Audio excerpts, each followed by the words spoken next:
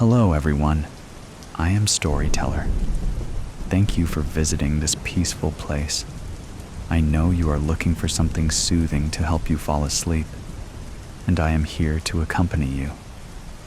If you enjoy, please give me a like and subscribe, and let me know where you are from.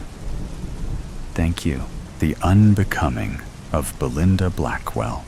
There are few places Belinda Blackwell likes to lay down to rest more than upon her husband's chest. He hadn't been expecting her. Belinda hadn't been expecting to be home so soon either. What with the unpredictability of her father's illness, demanding open schedules from his children, someone on call at all times, lest the old man die without one of them there to hold his hand. When Oscar had come to join them a week early, something about a case closing timely and a stiffening in his shoulders, when Belinda inquired about her sister-in-law, she pounced on the opportunity to bid her brother and father adieu and return early to the husband she so desperately missed.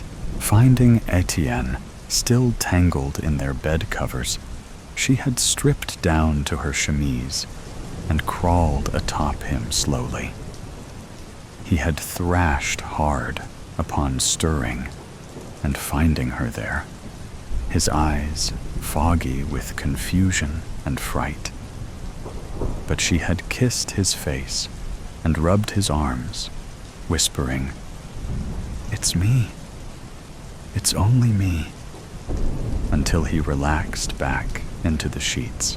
Now they rest quietly, teetering on the line between half asleep and half awake, Belinda's ear pressed to Etienne's chest to hear the steady thump, thump, thump of his heart. "Well, I'm glad Oscar will be with him," Etienne says appeasingly, having listened in silence to her stories from London. I think it will do him as much good as father. He seemed like he could use some time away." "Away from what?" "I'm not sure." Belinda plays with a loose thread on Etienne's nightshirt. "I feel bad saying away from his wife, but all signs point to it being the truth. He seemed uncomfortable when I brought her up, but he wouldn't tell me anything specific." Etienne's hand tightens where it rests on the nape of her neck. "Then I hope that time will serve them both well." "I do too."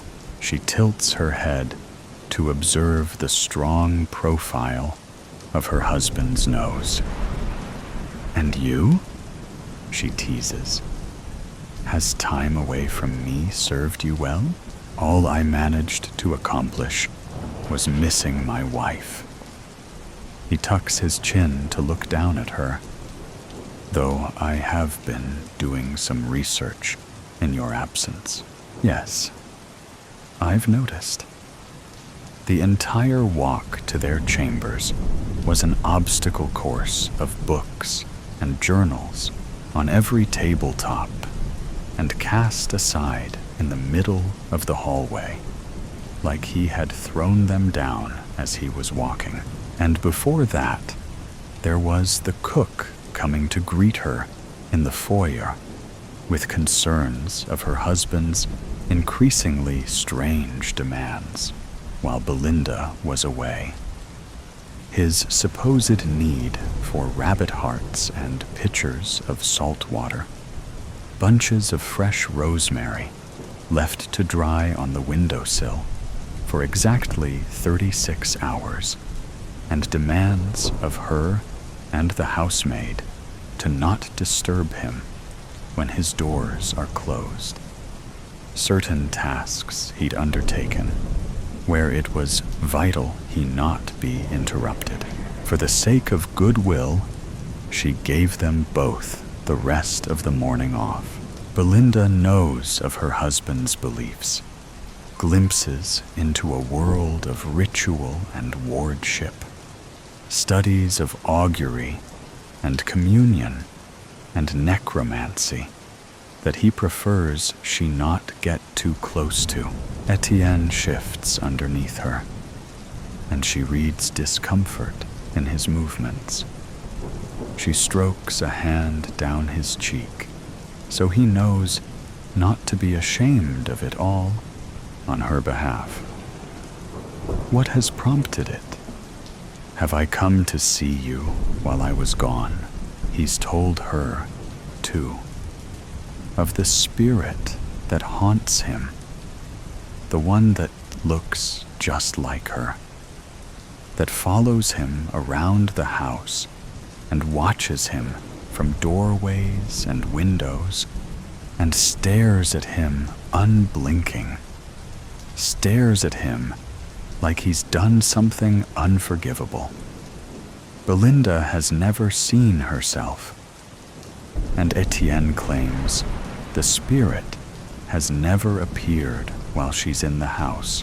She fretted for days over having to leave him when word of her father's illness arrived, knowing what it might invite back into Etienne's life. But there was no getting around the trip, and besides, Etienne had sworn his confidence that that time was behind them. It would appear that he'd spoken too soon. His eyebrows tick up at the middle, like he's attempting to contain his emotion. "I thought it was over," he whispers. "It's been so long. I feel like a fool, letting my guard down as I have been." A deep ache swells behind Belinda's ribcage. She squeezes Etienne tighter. "You've been happy. It's not foolish to hope. What have you found?" "There is a ritual, one for banishment. I have been completing the prerequisite steps over the past week." "Oh?" Belinda struggles to understand. "Yes. There is only one step left to do. It won't be easy." His fingers flex against her back, a signal that he is thinking hard. He seems to choose his words carefully. "The act won't be physically challenging, but I fear the toll it will have on my heart and constitution." Belinda frowns. "It sounds taxing. Are you sure this is the only way?" She considers, not for the first time, bringing up the possibility of relocation, abandoning this home that torments him, so in favor of a fresh start, a life away from paranoia and body doubles. She can't see. Before she can muster up the right words, he's saying, "It will be worth it. I want to do it. I want my Belinda to be the only Belinda in my life." She smothers a grin against the column of his throat. "I'd quite like that as well." Etienne is quiet for a long moment before speaking again. "I won't pretend it isn't terrible, but it is necessary, too. I want my wife to have a good life, and I need to be better to give one to her. I need to be rid of this." A strong rush of affection surges through Belinda. Oh, she loves this man, something awful. She'd follow him into hell. "Then you will be brave, and you will be successful." She rises and falls with the depth of Etienne's answering sigh. "You sound so much like her," he mutters. "Like who?" she asks. "Like Belinda. Belinda's thumb falters where it was rubbing a soothing path along his collarbone. What? A giggle bubbles out of her, confusion mingling with sleepy amusement. It's uncanny. You've never been this good before. He doesn't seem to register her stiffening, or he does, and ignores it. You've never come to me like this, lay upon me like this. You must know what I'm going to do. Etienne, it won't work. Etienne raises his voice, speaking over her. I won't let it. Belinda lifts her head to look her husband in the eyes. A coldness cracks through her when she sees the resolution in his face. Etienne, I don't... Her voice breaks off into a scared whisper. It's me. He shakes his head. My wife knows me better than this. She tells me when to expect her. You've misjudged. I know you're not really her this time. Belinda curses her attempt at being romantic. He thinks she's haunting him, not surprising him. She's never been so near him when he's in the middle of one of these supposed spectral visits. It's sobering. It's frightening. She tries to sit up and grunts when Etienne uses his hand on her neck to ease her back down again. His hold is strong, not enough to hurt, but in her shock, she goes easy. Etienne's mouth is at her ear. My wife is not to be home for a few days yet. By then, all of this will be dealt with and done. It will be like it never happened. She won't have any part of it. She will not have such a weak, nervous husband. His voice shakes. I will keep her safe. It's all the warning Belinda gets before the knife is plunged into her back. She jerks violently. Pain whips through her, fast and brutal. It's like someone has dumped a full basin of water over her. No. No. The sensation is real. And it's not water. It's blood. Hot and wet and slick and spreading fast, sticking her chemise to her skin. She frantically shoves herself up, grappling for a place on her back she can't reach, too low for the arm she stretches over her shoulder, too high for the one she stretches under. She arches, incapacitated by the pain, her mouth opening and closing like a fish thrown onto rocks, gasping into air that isn't helping her situation, feeling inches from death.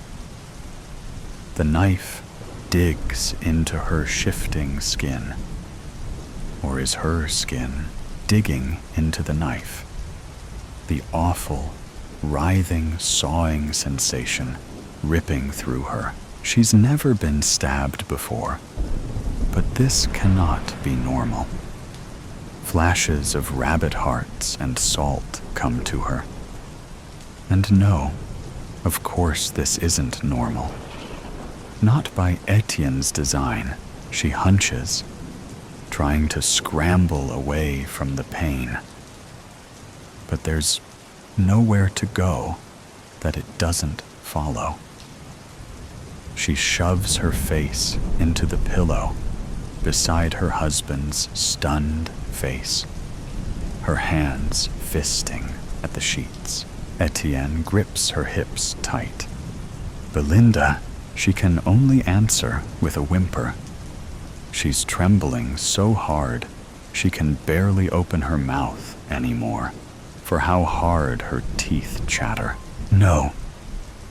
Etienne pushes against her shoulders. She doesn't understand what he wants. She doesn't understand what's happening.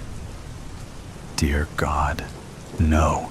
His touch moves to her face, and he wrenches her head back with his hands shoved up into her hair.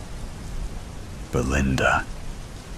He jams his fingers under her jaw, ignoring her choking, feeling for something. Upon finding it, his face goes white. Belinda. Again, more urgently, wrestling to sit them both upright. Belinda. It's all coming to her in flashes. The horrible red smear on Etienne's cheek. The wetness that's dripping down the back of her legs. The sudden realization that she can't support herself. She slumps against Etienne. Dazedly, she thinks of her parents, of all the men they'd wanted her to marry.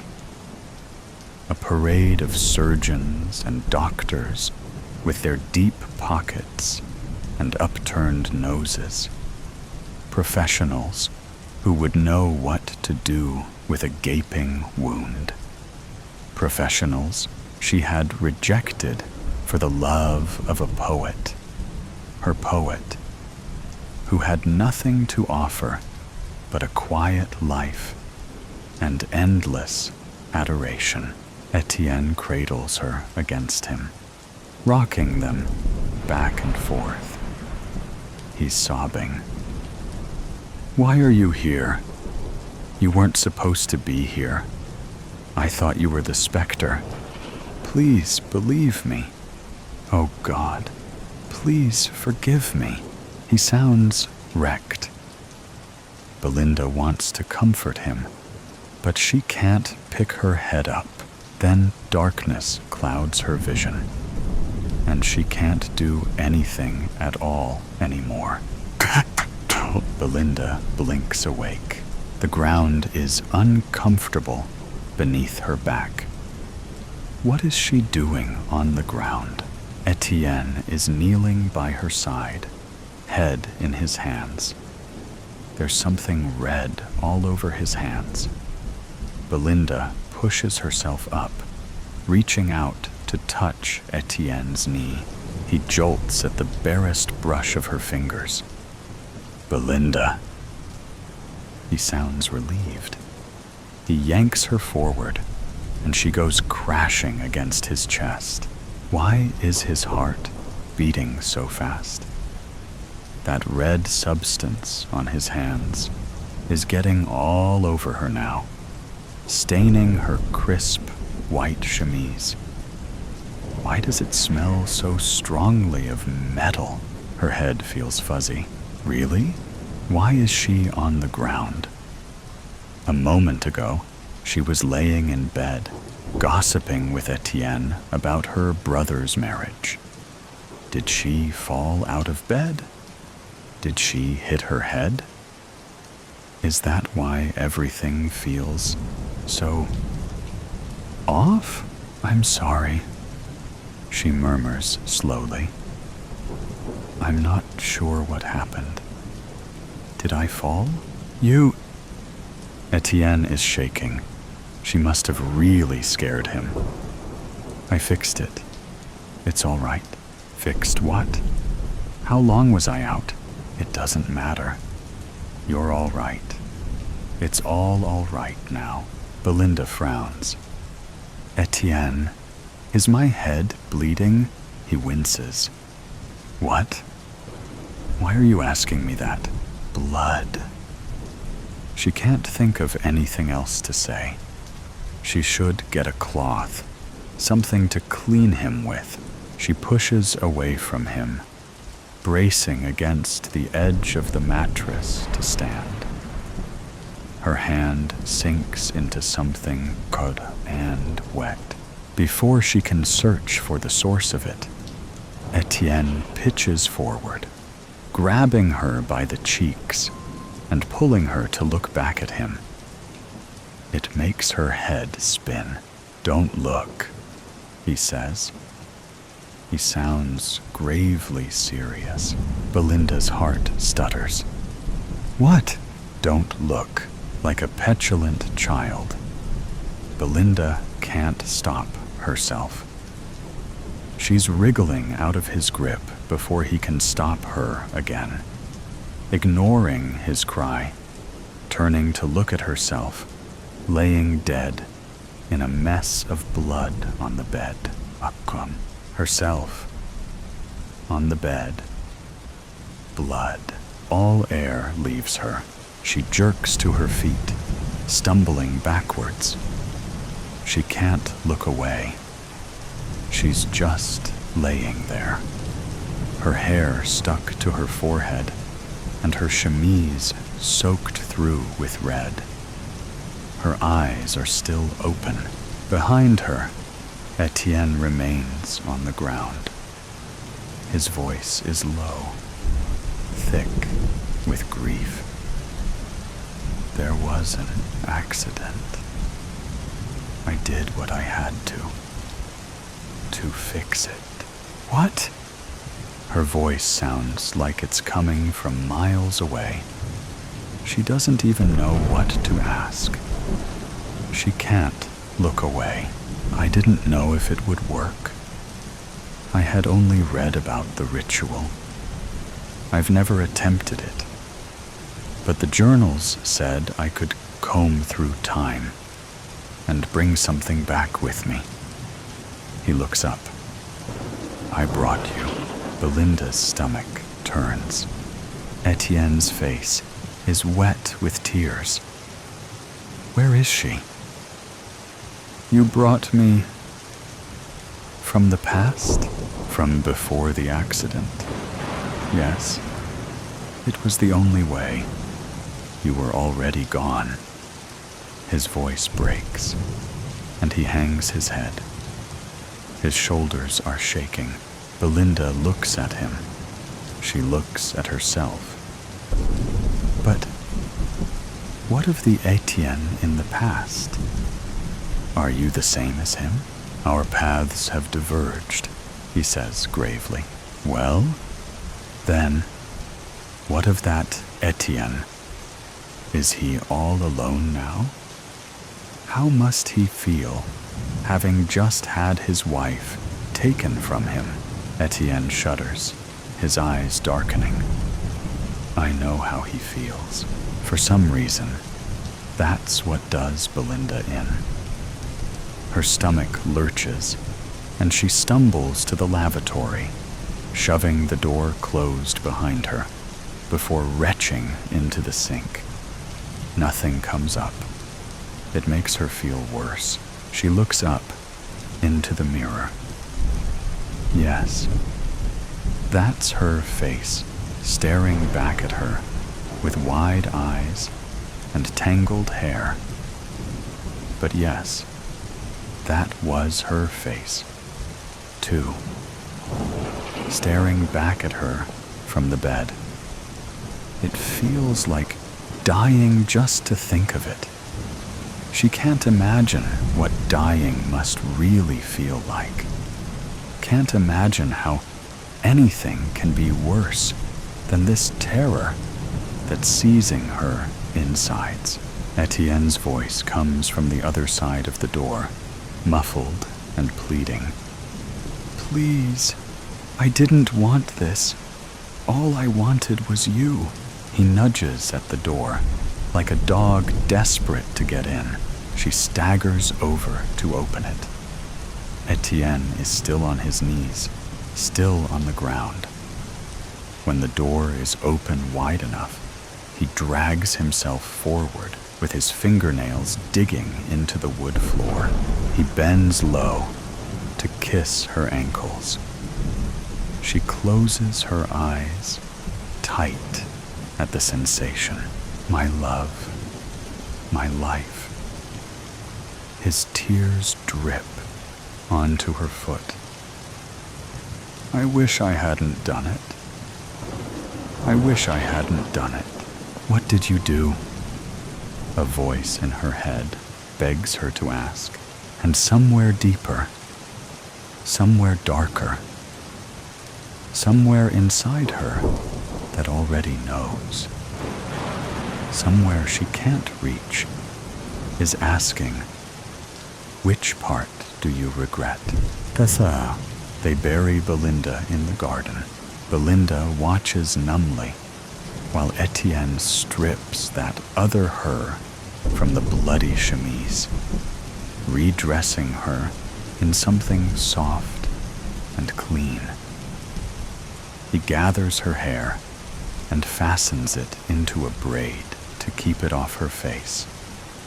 And his touch is so gentle and reverential that this time, when Belinda excuses herself to retch into the sink, she throws up the entire contents of her stomach. Belinda gets dressed herself, tugging on a gown, though her hands shake so hard that Etienne has to help her with the fastenings. She follows behind Etienne and stares at her own face, lax where it rests against her husband's. Their husband's shoulder as he carries her down the stairs and out the back door. Is that what she looks like when she sleeps? They leave the bloody mattress as it is for the housemaid to find. We'll say you were with child, Etienne had said, not meeting her gaze. They won't ask questions if they believe you lost something. Etienne is right, as he tends to be. When Belinda retires inside, hours later, the silent vigil over the little upturned patch of dirt beneath her favorite tree becoming too much for her to bear. The housemaid, Miss Clark, is already waiting for her, wringing her hands in the hallway. All it takes is just enough performance of Belinda's averted eyes and a hand pressed to her stomach for Miss Clark's face to drop. She coos sympathetically, fussing over Belinda so tenderly that Belinda is weeping before she can hold herself back. We buried her in the garden, Belinda croaks. All by yourselves, ma'am? Miss Clark asks, sounding surprised. We couldn't bear to leave her, Belinda says, and now she's telling the truth. Then she tells another. I don't know what happened. Belinda looks out from their bedchamber, trying to ignore the sharp smell of vinegar and lemon. The bed stripped of its linens behind her, the way the mattress has been flipped. She watches Etienne as the sky goes from blue to orange. Hours pass, and still he remains, bent over the grave of his dead wife, while his wife watches over him. After what feels like an eternity, he rises, stretching his arms. He turns, shielding his eyes against the setting sun, to look back up at the house. Belinda tries not to notice how he flinches when he spots her, feeling like a specter in the window. Kaala, the de Havilland, twin otter charter plane, shuddered through gray clouds as its mouthy pilot wrestled with the controls, navigating toward the barely visible landing strip ahead. Like the plane's humming engines, the bearded Inuit's mouth hadn't stopped buzzing since we'd taken off from Iqaluit 3 hours before, and my tolerance for both noises had grown slim. Happily, The end of this ordeal was in sight. The small hamlet Mitimatalik, known as Pond Inlet, which we were rocking and tilting down towards. From this vantage point, and in this dawn-greeting, sleet-spitting weather, the village at the northernmost tip of Baffin Island appeared little more than a shadowy cluster of shacks dwarfed by glaciers in the distance. It looked every bit the town at the end of the world it was, and exactly the kind of place you'd find someone like her.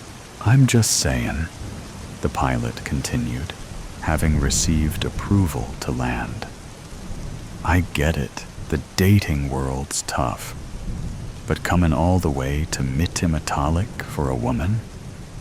All she wants is a ticket out of this dump. No amount of hot flesh on a cold night is worth being taken for a ride."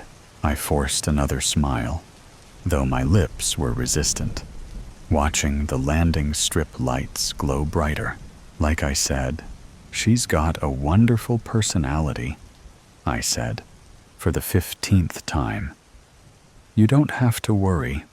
Not everyone's a scammer, spoken like a love-struck fool with more money than sense." The pilot laughed. "Well, I hope it goes okay. At least you've got your return flight booked. I'll be back tomorrow, same time. But if you're not here, with or without your girl, I'll be gone. No refunds." I nodded, staring out at the endless expanse of snow that had become visible as dawn broke. Calling it dawn at 10 to noon seemed wrong, but that's what it was this time of year, during Nunavut's polar night, when the sun barely rose above the horizon and daylight, more twilight, didn't last long. A 1 to 2 hour period of faint light that quickly retreated to darkness. It suited me fine, because it suited Kaala, December 5th. The body of 35-year-old Naki Pakta is discovered in Rankin Inlet, Kivalik, having bled out from multiple stab wounds. The nature of the injuries is baffling. The star-shaped structure of the wounds suggests they were inflicted from within. No murder weapon is found. No persons of interest are identified. Naki is found in a remote area outside the town, half buried in a mat of Arctic heather. Kaala wasn't my online girlfriend, or the catfish the pilot suspected. That was a convenient lie. This time tomorrow, he'd either laugh at me or pat me on the back, depending on how things went. Both eventualities were covered. The plane convulsed as we landed, tires skidding briefly before finding their grip. Then we came to a halt at the terminal, a corrugated outhouse set against a dull, hazy backdrop. "Here we are," he said, grinning through his beard. "Good luck with your woman. You'll need it." I thanked him and disembarked with backpack and camera. The biting cold stabbed me, but I didn't flinch. I inhaled sharply, the icy air burning my lungs, and made my way deeper into the ghost-like outpost of swirling snowflakes, the most remote place I'd ever come to meet a subject. Beyond the airstrip, the snow-covered streets of Mitimatalik were deserted. Dim street lamps illuminated squat, weather-beaten buildings, wide-eyed structures that seemed to huddle together to keep warm and endure the endless night, which had introduced insomnia, sleep paralysis, and nightmares to their eaves. December 10th. Aputi Kanuk, 38, is discovered in his pickup in Whale Cove. The insides of the cab are painted red. Police are baffled. The Inuit sports hundreds of wounds, pinpricks that seem to have punctured the flesh from within. There is nothing untoward in the vehicle, just some strands of heather in the footwell. I passed residences with lights glowing in windows, stores hibernating like frost-covered monuments, and vehicles remade as ice sculptures. I didn't pass people, even though it was midday and as bright as it was going to be for another 24 hours. Nobody was getting their steps in. But that's not to say no one was out. As the snowfall grew thicker and I approached a junction in the road, laughter reached my ears from my destination, Ukpik Tavern, where, according to Sigil, the woman I was seeking should be. A few more steps, and it materialized. A nondescript bar that doubled as a restaurant, dull light spilling through the window. A wooden sign above the door creaked as I pushed through. Inside, I took a moment to shake off the cold and the snow before making my way to a table. The bar was decorated simply, with wooden tables and chairs, and a fireplace burning thick logs. A handful of locals were seated, meeting friends for lunch during this nighttime reprieve. They eyed me with mild suspicion as I came in. I made a show of checking my camera and placing it on the table like it was sacred. They looked away. Just another rich tourist or hipster blogger come to photograph the northern lights. Boring. A barman with a ducktail beard that somehow looked better than mine sauntered over as I shrugged off my parka.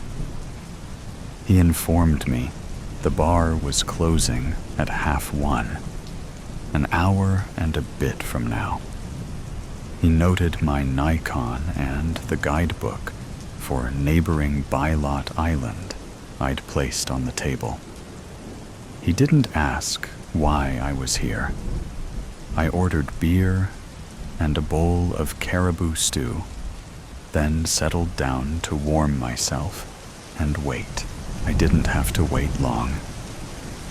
She came out of the men's room, carrying a mop and bucket, head high as she went behind the bar. The information I'd received had been correct. Not that I doubted it. Sigil was always correct. And though she looked older than 40 and heavier than 180 pounds, she was recognizable as the person who'd been described.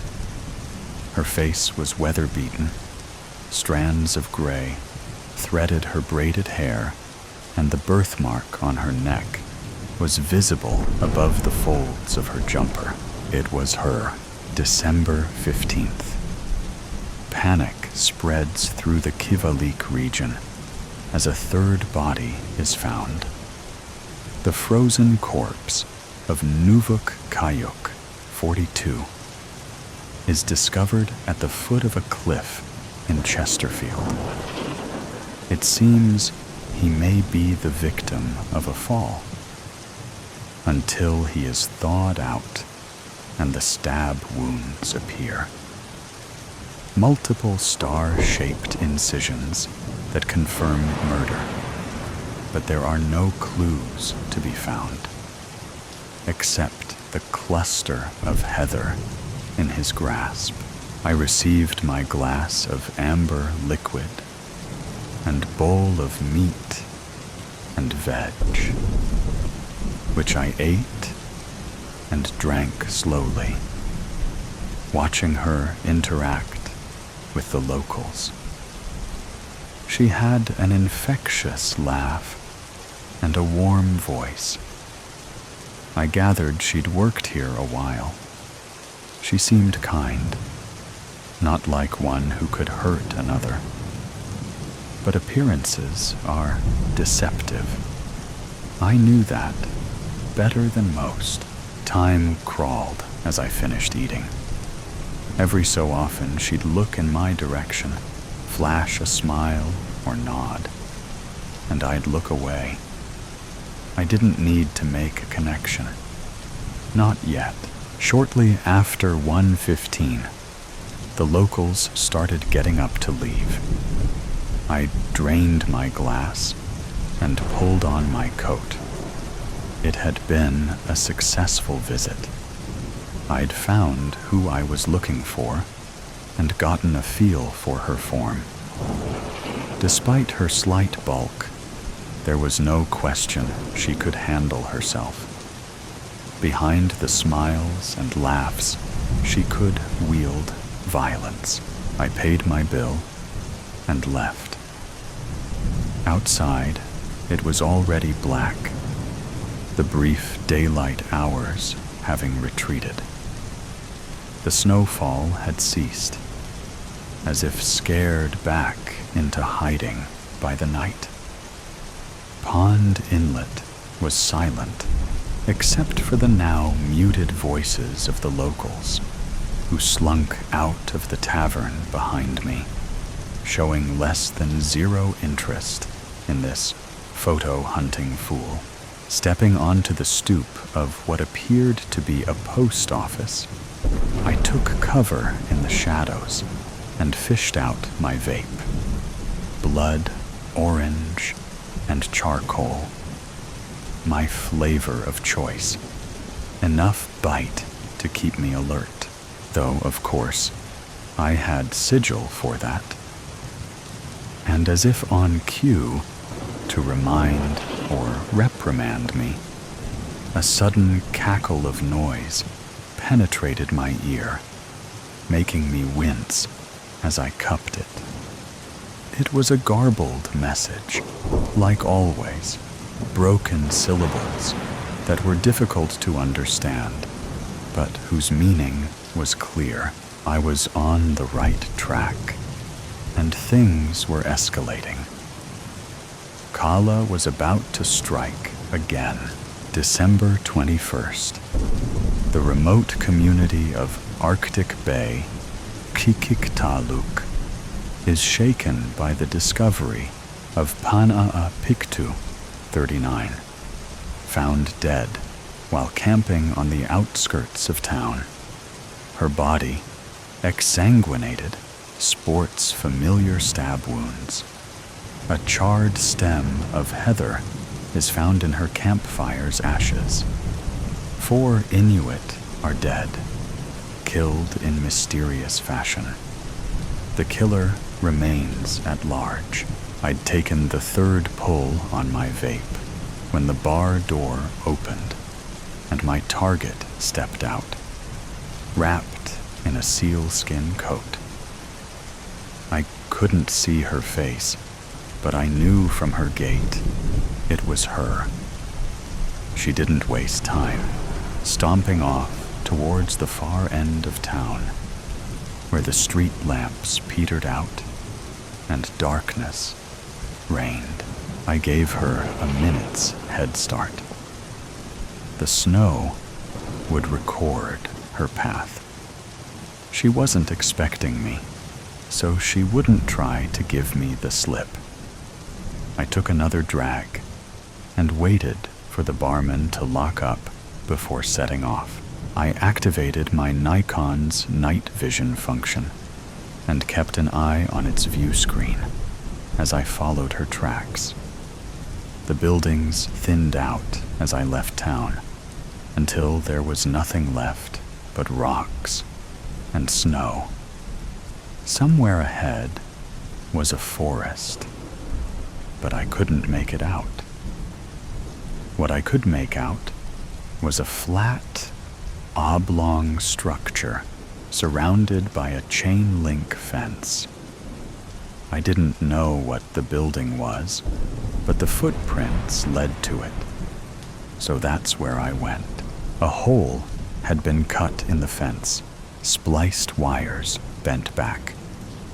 I ducked to slip through the gap, careful not to snag my Canada Goose parka, then slunk through the snow to the building.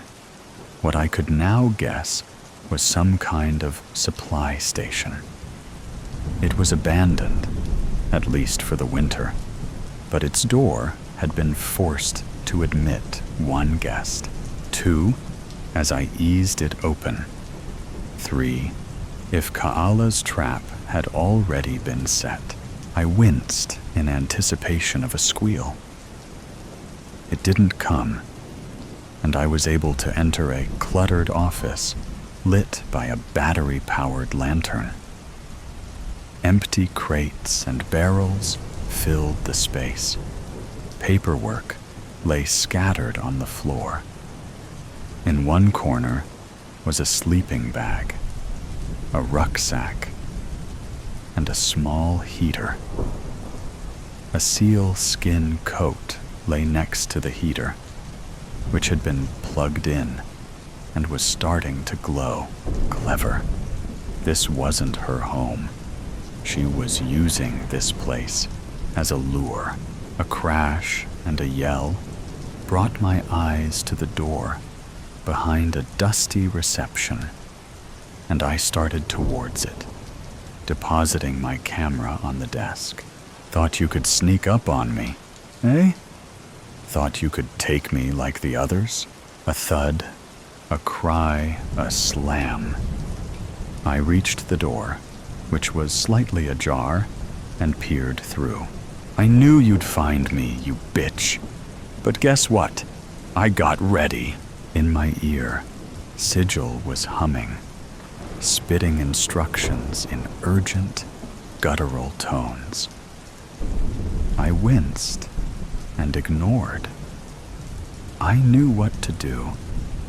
Like Twinak Itukalak, I was ready.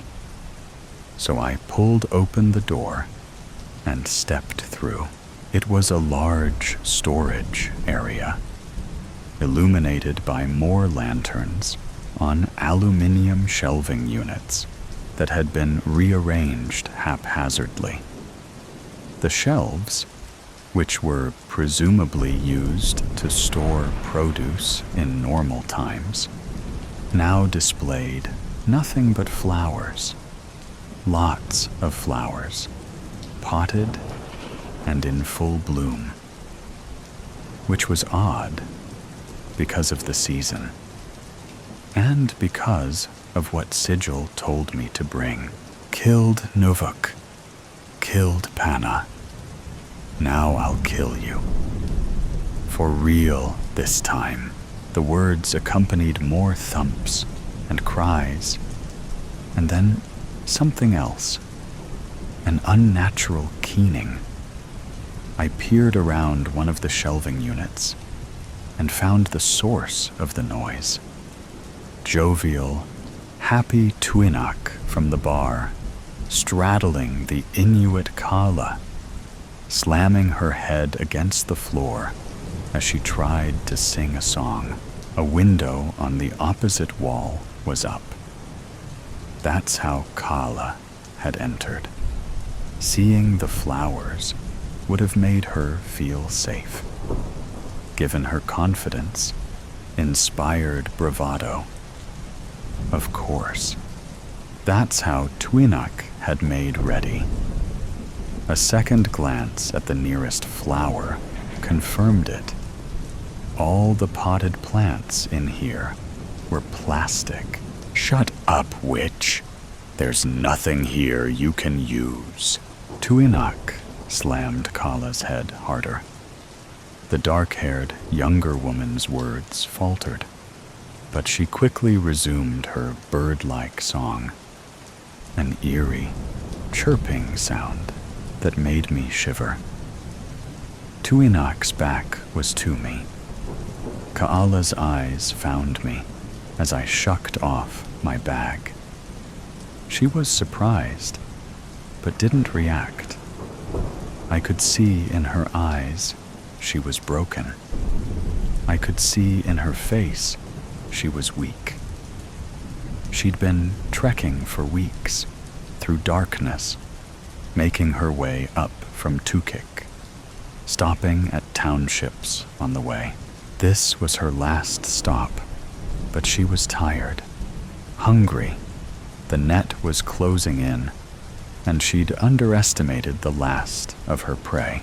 I'd come to help. Hey, I said, startling Twinak as I unzipped my bag. Haven't you hurt her enough? Who the fuck? Your turn. I removed a potted plant of Arctic heather, real, not plastic, from my bag and put it on the floor, then kicked it towards the barmaid with my foot. Twinak's eyes went wide. Kaala's fluttered shut, but her cracked lips continued to warble. Stop, Twinak spat, falling away from the plant. I watched as its leaves began to tremble in response to the quickening of Kaala's song. In my time and profession, in the circles I traveled, and amongst the fiends I called my crew, I'd seen my share of weird shit. But I'd never seen anything like this. I'd never known an animist, someone who could control earthy matter with their voice. So this was one for the books. Kaala's eyes snapped open, and as she started to sing, shout her words, the plant reacted. Its stems lengthened, stretching toward Twinak like snakes. The soft leaves twisted and hardened, curling into deadly thorns. The petals flared, exposing a dark, pulsing core. Twinak tried to flee, but the heather was fast. Thorny stems wrapped around her limbs, pulling her down. The more she struggled, the tighter they constricted. Kaala sat up and sang louder, and the heather responded. Vines forced their way into Twinak's mouth, grew down her throat, muffling her screams as they choked her. I watched as she convulsed, thorns punching out through her throat. She squeezed her eyes shut against probing stems, but that was the least of her worries. I couldn't see what was happening inside her clothes, but the pool of blood seeping out from under her back told the tale. I stood there and watched for several minutes until she stopped moving and Kaala fell silent, her animist hymn at an end. She collapsed in a heap, fully spent. I went to her, sat behind her, eased her close. She didn't object. She didn't fear me. It was always the way. They could trust me. They knew.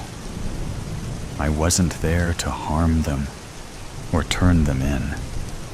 It was the aura of Sigil. They knew I was only there to help, as blood-covered stems of heather slid from Tuinak's mouth. Thorns returned to leaves, and petals drooped. I cradled Kaala in my arms. "It's okay," I said, allowing a slug-like tentacle to exit my ear. "My name is Bertram Belasco. I was alerted to your existence when you took your third victim. I run a network dedicated to supporting people like you. Serial killers, for want of a better term. The Mounties haven't pieced things together, but they'll find you. I can get you out. I have a passport for you in my bag, and flights are booked. I can take you to the States. But you have to agree. Do you agree, Kaala Piak? Will you join my network and kill for me?" Sometimes they thought about it, weighed the pros and cons, took time to make sure I was legit. Kaala didn't. She was in no state, and she didn't care. She simply nodded, eyelids flickering. It's all sigil needed. It wriggled its tentacle to her throat, slid out a proboscis, and stabbed her. For a moment, Kaala's eyes widened in shock. Then, as quickly as it had struck, the tentacle retracted and slunk back inside my ear, having deposited a small lump of matter under her skin, coating her, making her his, ours, a member of the SK network, in which, as an animist, she'd excel. The world was going to become that bit more deadly, and the craving my master had would be fulfilled. November 28th. The peaceful life of Kaala Piak comes to an end when 5 friends visit her guest house in Tukik. Initially friendly, their true intentions emerge when they reveal they've seen a video online. Footage secretly recorded by a hiker showing Kaala performing animism. Desperate to create a viral video, they pressure her to perform and make them famous. She refuses, and the confrontation turns dark. Threatened with violence, Kaala reveals the Eskimo magic she was born with, using a houseplant in self-defense. It starts to strangle Nuvok. His friends hit her over the head to stop the act. Panicked, thinking her dead, they throw her from a cliff to hide their crime. Kaala awakes mid-fall and sings for help. Arctic Heather, at the base of the cliff, answers the call. Her animism, now tainted, has a taste for revenge, and she has the names of 5 who can satisfy it. Oh, Muse. Oh, Catharsis. My legs were on fire by the time they left the ground. I surged upward like a spark, stretching my arms toward the ceiling, grabbing, reaching. I landed hard on my calloused soles. Once more, then, I leapt, gaining height. The 3rd jump took me higher still, and as I returned to the floor, catching sight of myself in the mirror, I rolled my whole body downward. I found a strange foundation there in the scuffed surface, and I allowed this discovery to take root in the depths of my stomach. It tugged me to the ground, like a magnet, providing momentum as I sank. I felt my whole body contort with it, bending in half, caught, flailing, like a moth in a web. "Stop! Stop!" His voice echoed sharply off the white walls, the beating of a mighty drum. It startled me out of my panting half-trance, and Louisa, the stage manager, a severe, spectacled woman in a beige blouse, reached out a hand to pause the tape player. The music, that music, driving, discordant, utterly electric, screeched to an abrupt halt. There was silence.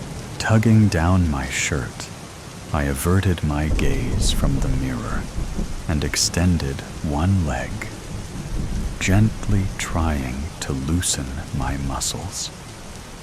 But booming in that same voice, the voice of the giant that he was, he rose from his chair and began to circle me like a desert bird. "You're dragging, Hector," he said. "You're descending into the earth too slowly. You understand? You lack impetus." His words rattled his throat as though it were an iron cage. "The dance is precise. That is the challenge of it, yes? It looks wild. It feels wild when you are in it, I know, but it is precise. It is specific. Every motion has intention.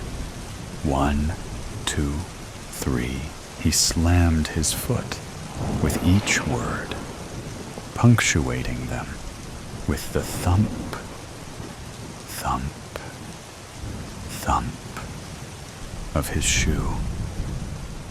He rocked his pelvis down, trying to mime for me what exactly I was ruining. And while he could no longer exert himself the way he could in his youth, I saw the whisper of strength in his limbs, the dancer, the echo of the titan he once and still was. At that moment, I hated myself for dancing badly. Really, the only thing worse than dancing badly is knowing that you are dancing badly, that others can tell you are dancing badly. I never imagined I would dance badly before Dimitri Lamoureux. I never imagined I would be dancing this piece before Dimitri Lamoureux, choreographer, director, writer, living legend. He had, in his prime, created 6 variations of what he called human dramas with music. Not quite musicals, but real, honest-to-God works of art. And in my mind, they still towered over the blockbusters dominating Broadway at the time. Louisa, his longtime collaborator, had worked on every premiere and some revivals, such as this one. Lucky her. Lamoureux had practically invented a new language of movement, a language which would inspire crude imitation after crude imitation. Yet nothing compared. He had flown close to some secret glory, some cosmic thing that no other artist had ever even glimpsed. He was Icarus, never fallen, and I was just me, stupid, out-of-work me. Through dumb luck, I never believed they really liked me in that singing prescription pill commercial. I would actually get to perform No Place The No Place, that seminal solo dance from Human Drama with Music #1, Catharsis. It was not quite a featured 20-minute dream ballet. No. In fact, it had been described by at least one critic as a night terror. Primal, cerebral, something that burrowed into a person's head. It was a career maker, though. The role of the dancer had no dialogue, and sure, it spent most of the show backstage. I hadn't even rehearsed with the rest of the cast yet, but if I could step out and command the room for just 6 minutes and 18 seconds, I would get to do this and nothing but this forever, until my body gave out. And I wanted that more than anything.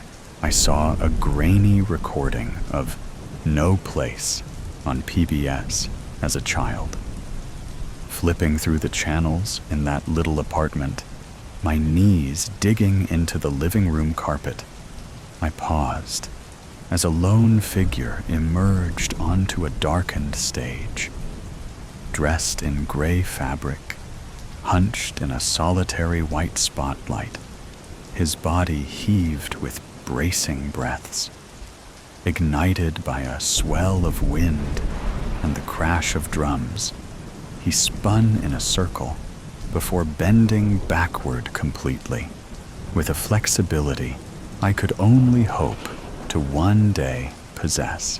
With each movement, though, with each count, I found myself drawing closer and closer until I was practically pressed flush against the screen, near enough that I could feel the cold static pricking the skin of my face. Poised like that, I extended both my arms outward and began crudely mirroring the dancer's steps. "Back up, Hector. How many times do I gotta tell you? You're gonna burn your goddamn eyes out," my father growled. Coming up behind me, he ripped the remote from my hands and changed the channel. He barked at me for blocking the picture, but I had already seen the dance. I had seen it, and having seen it, I craved it, like I had tasted blood. And from that day forward, I devoured TV listings whenever I found them, flipped through magazines in grocery stores, or turned on the guide channel to let it roll. Blue in the static dark, searching, hoping it would appear again. I had asked my mother for lessons once, I remember, but she never really gave me an answer.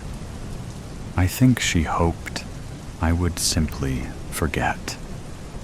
Not because she didn't want me to have them, no, but because he wouldn't have wanted me to. I had overheard one morning a suggestion that he would smash my toes if he caught me standing on them like a ballerina. I figured she had broached the subject. Either way, they aired the recording of Catharsis again in the autumn, very late at night, long past the hour I would be in bed, or sensible people would be watching. But I had planned for it.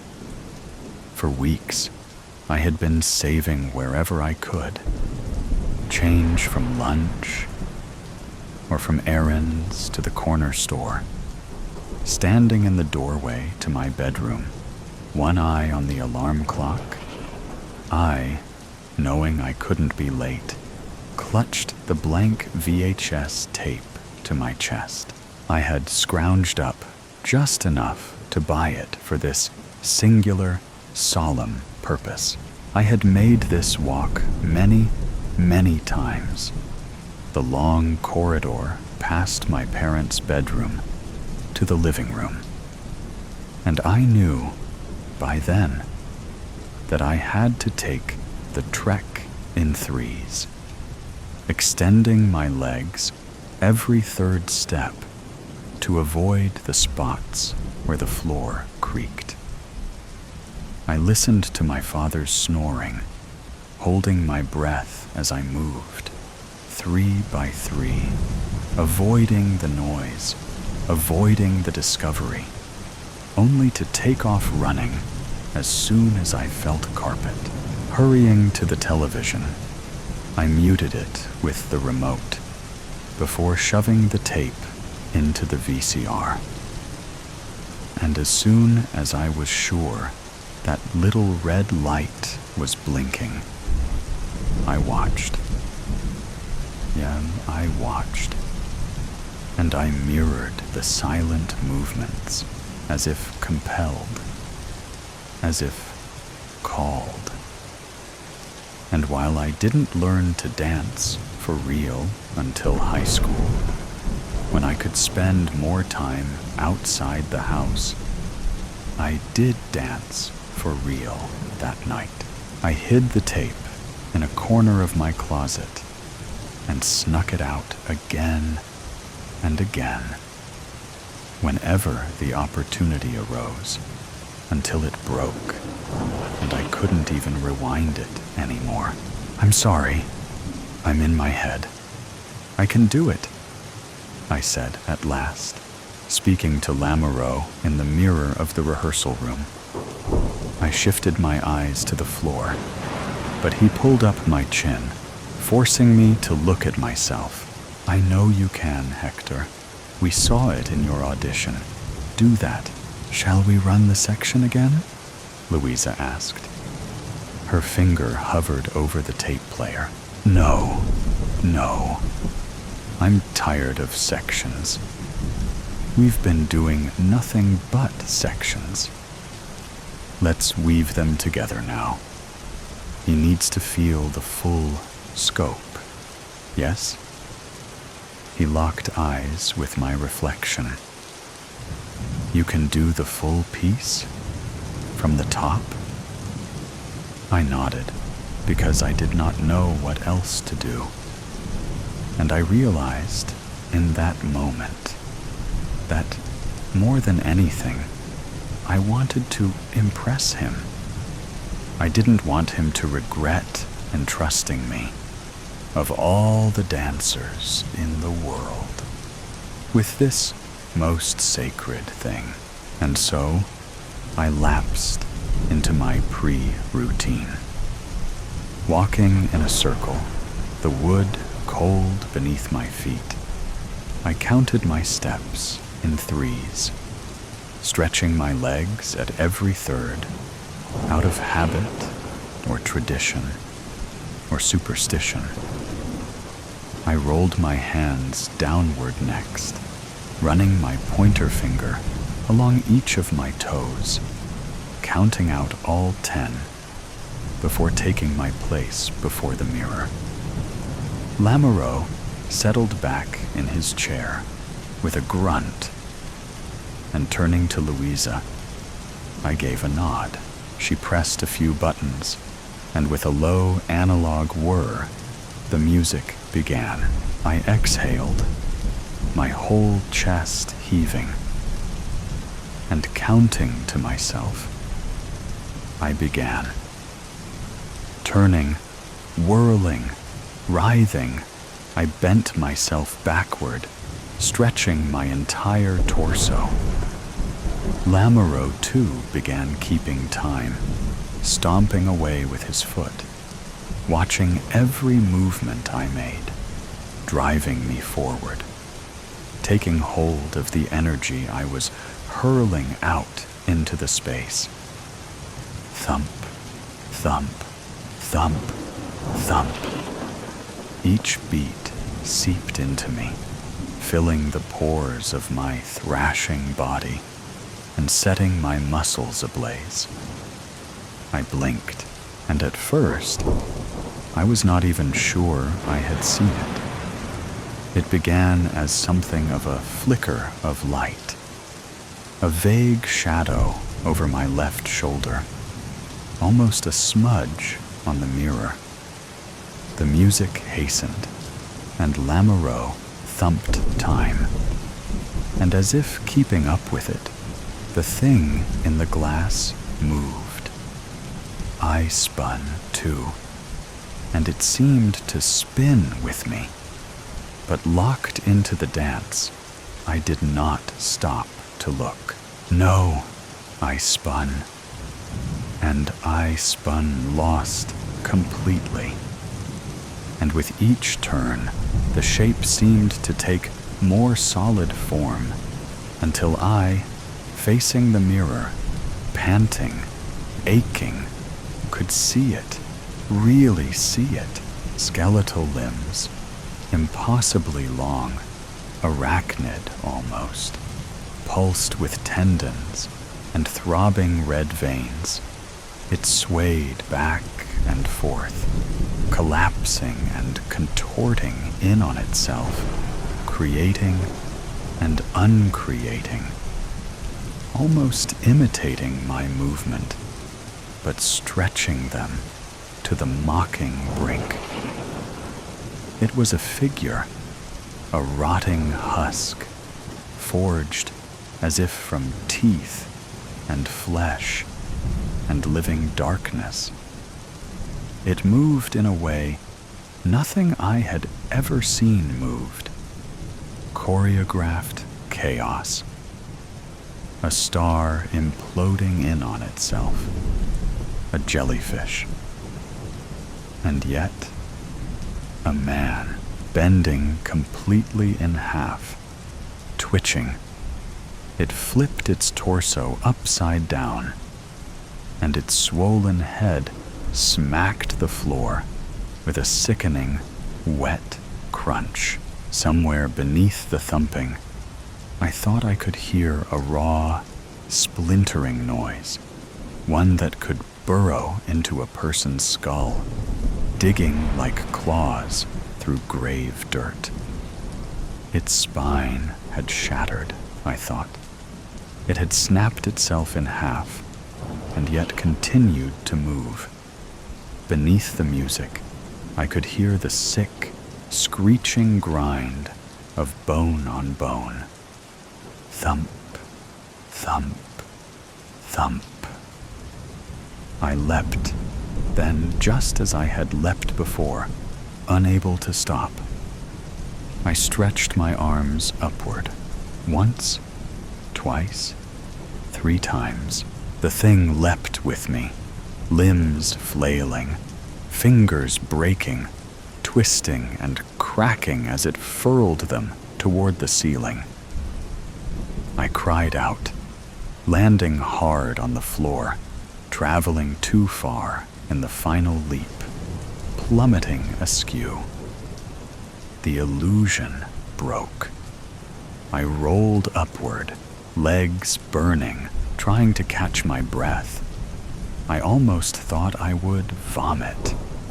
And when I looked, there was nothing in the mirror. Oh, why don't we take a break?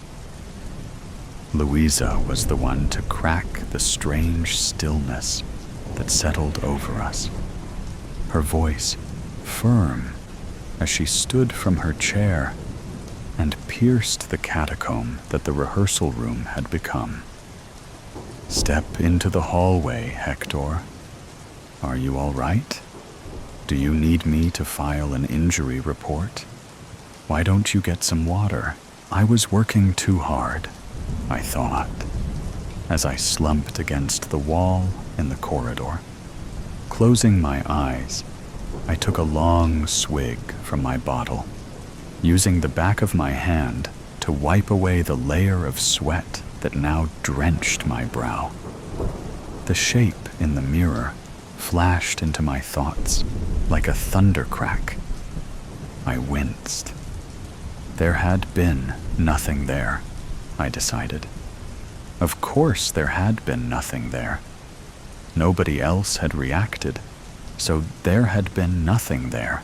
An absent-minded hand came down to rub my knee through my tights, and for a moment, I was a little kid again. I could feel the living room carpet digging into my bare legs as I let my thoughts drift to that apartment, to my mother, to my father, and to that low-quality VHS recording, to the countless nights I spent caught in the dull glow of the television, dancing in the dark.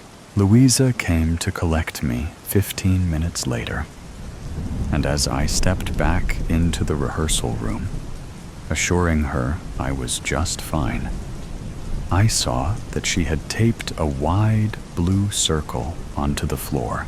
"You traveled too far last time," Lamoureux said from his perch. I had Louisa mark the edges of the stage. "It's shaped like a disc. You must stay within the circle, understand? Are you ready to try again?" "Yes, but I was just thinking. I mean, sitting out there, I know why I'm falling behind. I first saw this piece on television, the PBS recording, you know, hundreds of times, and the dancer only jumps once. During the climax, he only jumps once. I'm jumping 3 times, I explained.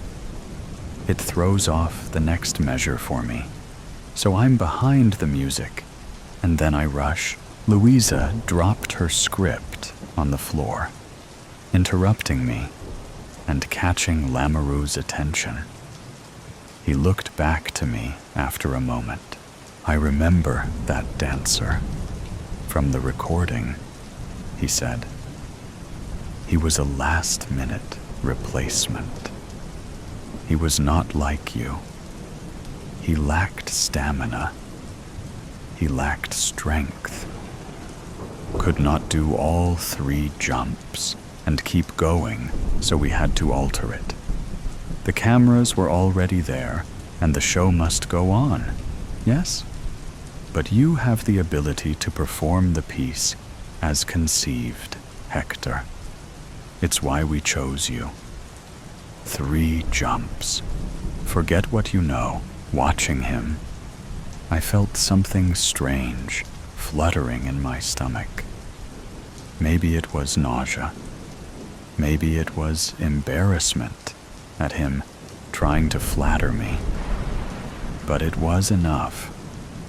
I walked my circle of 3s, counted my toes, and straightened up.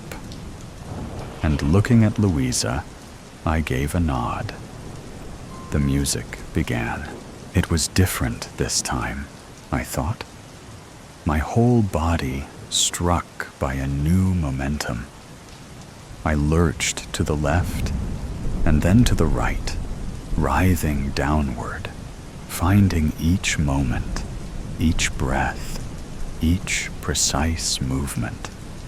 Lamoureux was not thumping, and while I only caught glimpses of him as I spun, something odd bubbled across his face. Excitement, maybe, or pleasure, and I had done it, I thought. I had danced before the master, and at last I had done it well. Still, I found that I dared not look in the mirror. Not really. Dared not allow my eyes to focus too long on my reflection, lest I see the mover. Some part of me, even then, thought maybe it was still lurking there. I jumped. Once, twice, 3 times, extending my arms, my feet finding the floor as I plummeted down, sinking into the earth. I rolled, discovering that solid foundation again, finishing the dance with one final gasp as the music surged and ended in a cacophony. I had done it, panting, soaked, breathless. I looked up, then my limbs ablaze. I looked up, and there simply was no mirror. In its place, there was only an unbroken wall of black, an abyss. Something moved within it, though, dancing through the void, crunching, whirling, twisting, and thumping. I watched it now, watched the way it transfigured itself. It was almost divine. Some odd part of my brain thought, the way it moved, like nothing else had ever moved. Stunning, yes? Lamoureux said, coming up behind me as I knelt there. He placed a hand on my shoulder. Louisa joined him, and all three of us looked. Do not be afraid. It dwells there in the dark. No man in no place. Yes, always there, I think, just beyond what we can see, at least until we descend into it ourselves. He laughed. Do not look for the dead in the glass. You'll not like it. He squeezed my arm. The dance, exactly as devised. 3 jumps when not in public performance, thins the veils, allows us to see. A ritual, if you like. Are we artists, not magicians? And David danced before the Lord with all his might. Louisa and I have not seen in a long time. But I can no longer dance like you. What is it? I asked hoarsely. Do I know? A muse? It moves like the breath of the universe, walks the edge of it. An echo of what has always been. Maybe God. Reductive, but to filter even one part of it for mortal eyes, to be able to imitate some whisper of its aspect. Transcendent. Look, it's choreographing our next masterpiece. I don't understand. Inspiration chooses, Hector. It chose me. He ducked down to speak into my ear. I knew when you gushed about that videotape at your audition. Catharsis has never been recorded for broadcast. Why then did you and only you see it? How? To learn. My eyes widened. So be its filter, be its mirror, be sainted. I rose. I watched. My legs burned. Lamoureux had chosen me because it had chosen me. Yes, I thought. Yes, I wanted it. Me. Out of work, me. The filter. Chosen. I danced. Friday the 13th. The storm had been brewing all day. An ominous black sky that only got darker as the hours passed. Perfect for a Friday the 13th, especially one in October. Flynn and I had been working all day at Rewind Rentals, the shop busy with locals picking up horror films to fuel their spooky movie marathons. Upstairs, at the Rewind Theater, we'd been showing a lineup of old-school classics. Freddy Krueger, Halloween, even The Company of Wolves for the hardcore fans. I was setting up the projector in the small, cozy theater room, a bowl of popcorn resting against my hip. The audience, mostly townies who liked the idea of watching horror movies in the vintage ambiance of the theater, settled into their worn velvet chairs with drinks, candy, and buttery popcorn. Flynn had put together a killer playlist for the pre-show, layering eerie sounds between trailers for other horror films. The first jump scare in Halloween was coming up, just as the weather outside began to turn nasty. A sudden, deafening crack of thunder echoed through the building. Lightning illuminated the theater windows, and everyone jumped in their seats, right on cue with the movie. I couldn't help but laugh. The timing too perfect to be planned. The storm had really picked up, pouring rain rattling against the windows. It made the dim lights in the shop downstairs flicker, which I only noticed as I left the theater and headed back down. Flynn had snuck off a little earlier, saying something about grabbing the next movie for the queue. I descended the creaky stairs, the hum of the old films playing through the walls. Just as I reached the last step, lightning flashed again, and the room went momentarily white, followed by a boom of thunder that seemed to shake the very floor beneath me. I shook my head, grinning to myself. Flynn loved Friday the 13th, especially one as dramatic as this. "Flynn," I called out, stepping behind the counter to check the register, fully expecting him to pop out from some shadowy corner. And of course, he did. He timed it just as another bolt of lightning struck.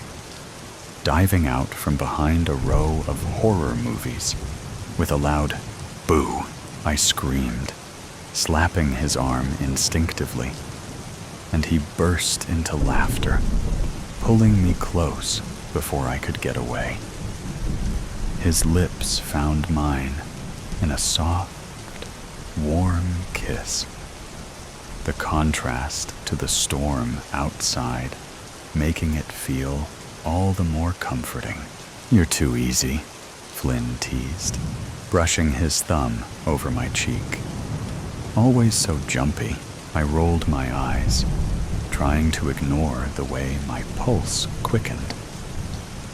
"Yeah, well, I have a reason to be, especially on nights like this. Something weird always happens on Friday the 13th. I'm starting to think I'm cursed." Flynn raised an eyebrow, that familiar smirk tugging at the corner of his lips. "Oh? And what makes you say that?"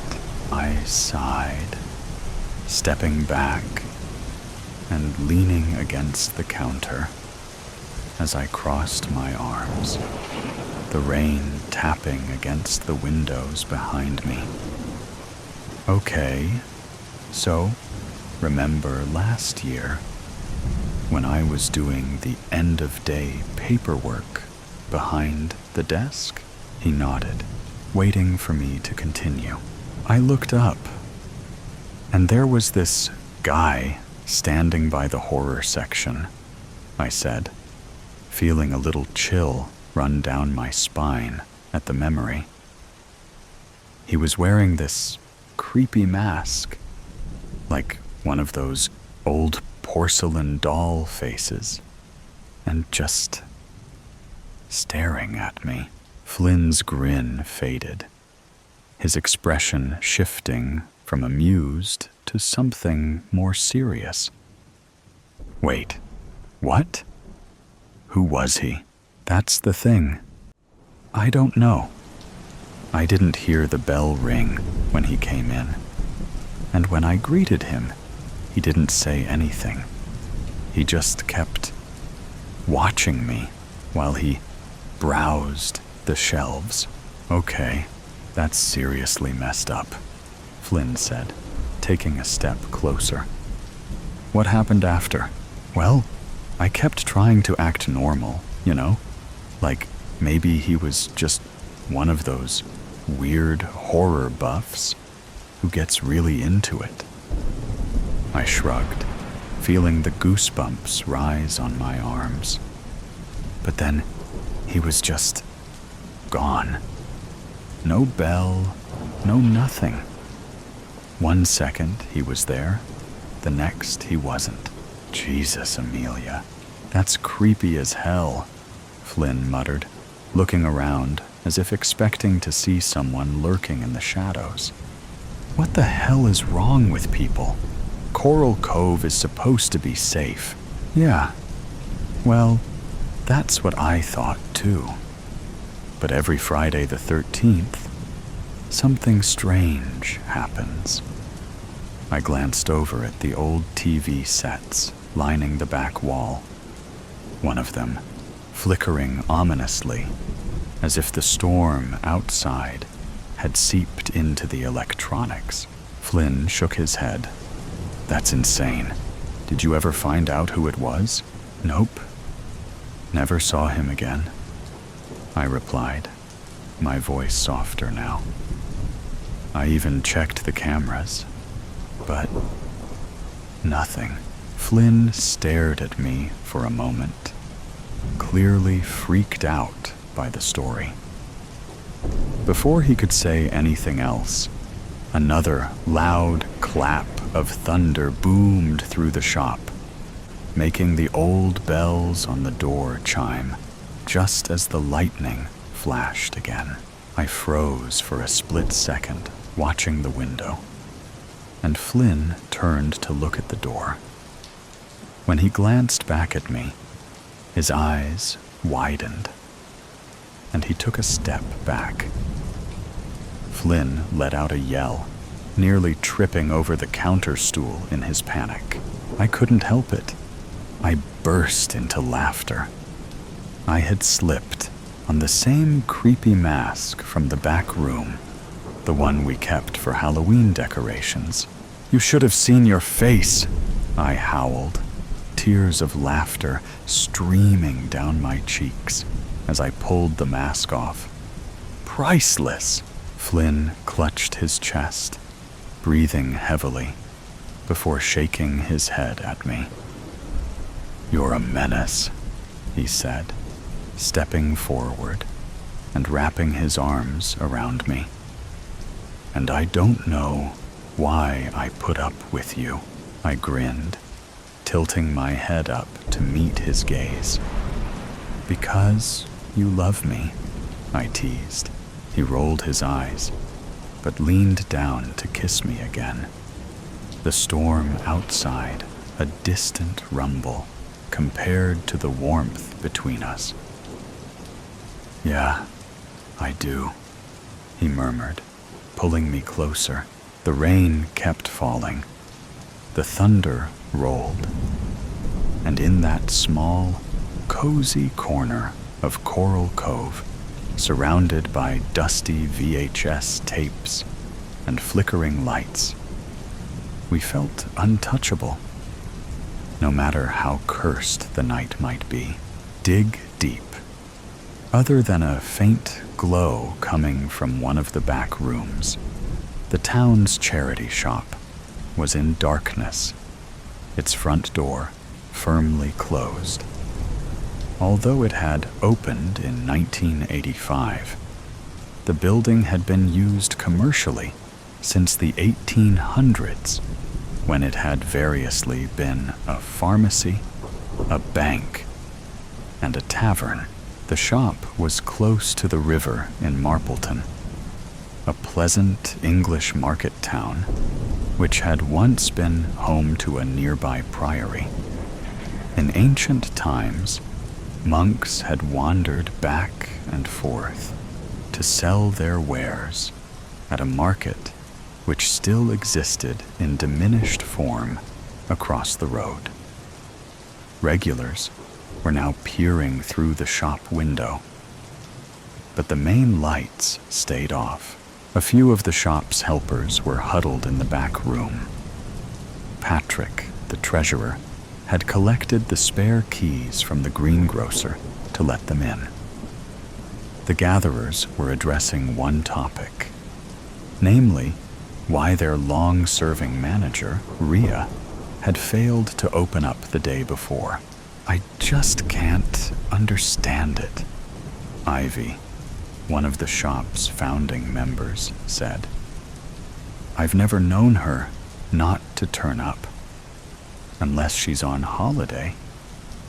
In all the years I've known Rhea, she's never had a day's sickness."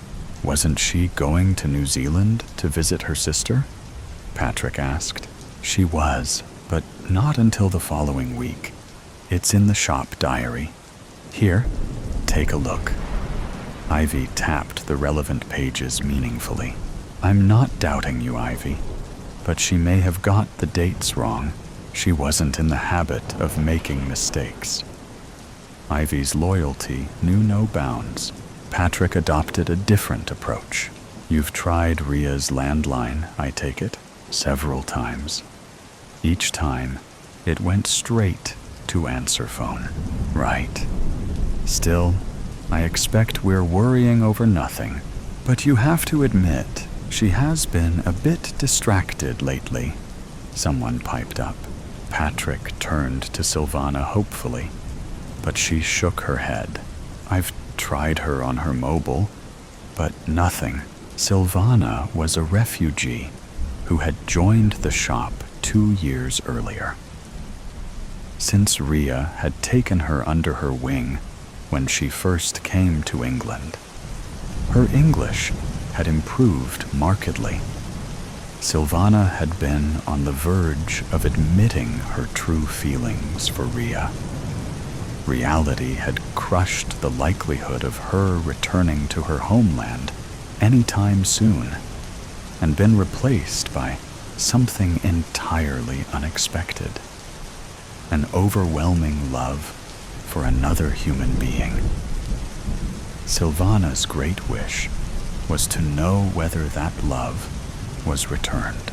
Rhea clearly liked her, but was it worth risking their friendship for more? The path to such an admission seemed littered with obstacles. Now, the mystery of Rhea's whereabouts could be added to an already growing list. Did Rhea say anything about changing her holiday plans, Silvana?" Patrick asked, determined to get to the bottom of things. "No, I went to her house for my lesson last Wednesday. She told me she'd be away all next week." Silvana had considered the matter carefully. "Yes, that is so." Patrick said. "I guess I'll have to contact the area manager about reopening the shop." "You'll need to do that. Volunteer phone numbers are stored in the locked cabinet, and only Rhea has the key," Ivy interjected.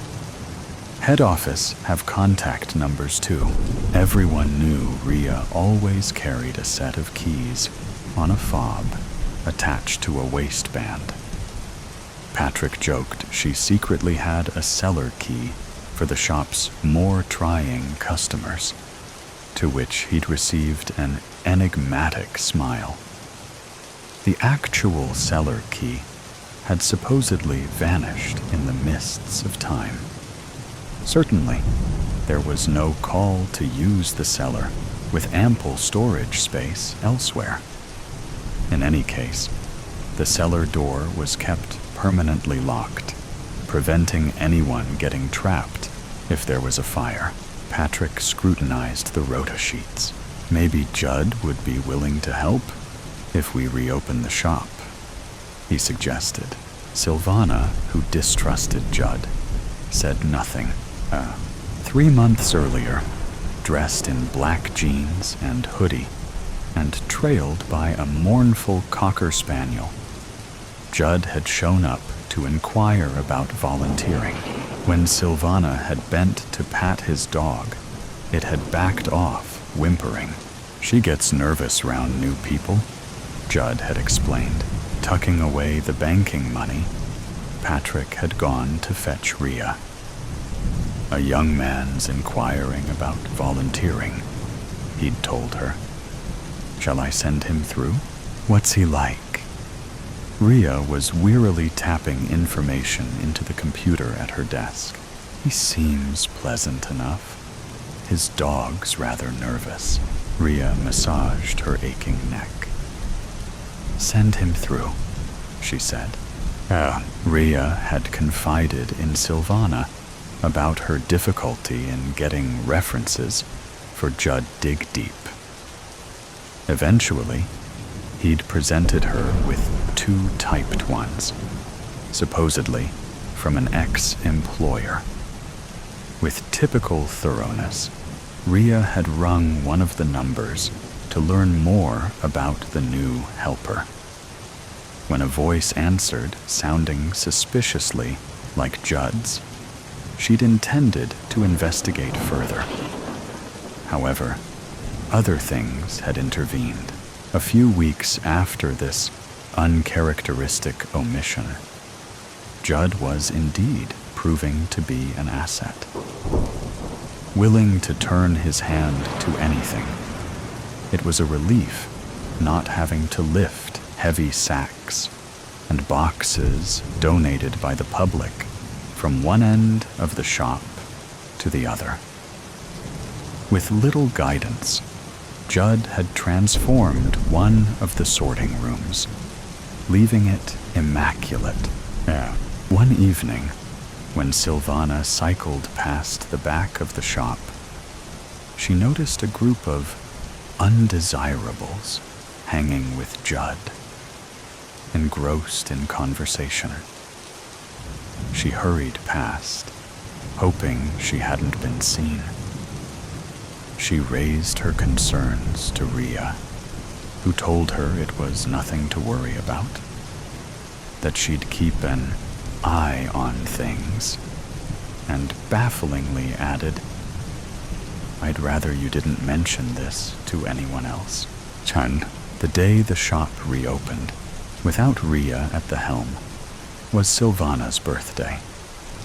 Patrick invited her to join him later for one of his wife's specials, homemade pizza and pear wine. The food tasted delicious, but she pushed her plate to one side. "You're still worried about Rhea, aren't you?" Patrick observed. "Her cell phone is dead. It's strange. I knocked on her door last night, but still no answer." Patrick got up. "I tell you what, I happen to know Rhea's neighbor, Angela, from the book club. She looks after the garden when Rhea goes away. She may well have a spare key. I'm sure there's nothing to worry about, but it wouldn't do any harm to check if everything is all right." Silvana was relieved. "That's a great idea. Thanks, Patrick. I've been known to have a few in my time. Come on, get your coat. Let's see if we can solve this mystery." Half an hour later, the pair were standing in Rhea's house. The hallway led into an open-plan kitchen diner with gleaming countertops and state-of-the-art gadgets. The smell of coffee lingered invitingly. When Rhea's partner, Lindsay, had died 5 years earlier, she'd left her with a generous insurance payout. Silvana sighed, remembering the other day when she and Rhea had drawn close over a bottle of wine. Rhea had even given her a present, only to be opened on your birthday, she instructed. But beneath the gaiety, she'd been out of sorts. Rhea had brushed aside Silvana's offer of help with a brisk, I'm fine. I'll check down here if you do upstairs, Patrick said, jolting Silvana back to the present. The passport was lying on the bedside table. However, the photograph bore little resemblance to the person Silvana had come to love and admire. Having spent time working for a private detective agency when she was younger, instinct overrode caution, and she began a meticulous search for clues. Predictably, Ria's shop keys were lying on the bedside table. More unexpected was the discovery of another set of keys attached to a ring with a tag labeled cellar. "Are you all right?" Patrick called up from the bottom of the staircase. "I'm okay." Silvana tucked the cellar keys into her bag. Then she remembered Ria's present and opened it. She was surprised to find a pay-as-you-go phone, already charged up. "Well," Patrick exclaimed, "did you find anything?" "Just this." She gave him the passport. "That's odd. It appears she never made it to New Zealand after all. Maybe it's time to involve the police." "What? Right now? It is rather late. I doubt they'll want to be disturbed tonight." Patrick thought of the half-opened bottle of wine waiting back home. "I'll act tomorrow morning. Shall I walk you back?" "No need. I can take care of myself," Silvana said firmly. Casa. The moon was her only companion as Silvana descended the cellar steps at the back of the shop.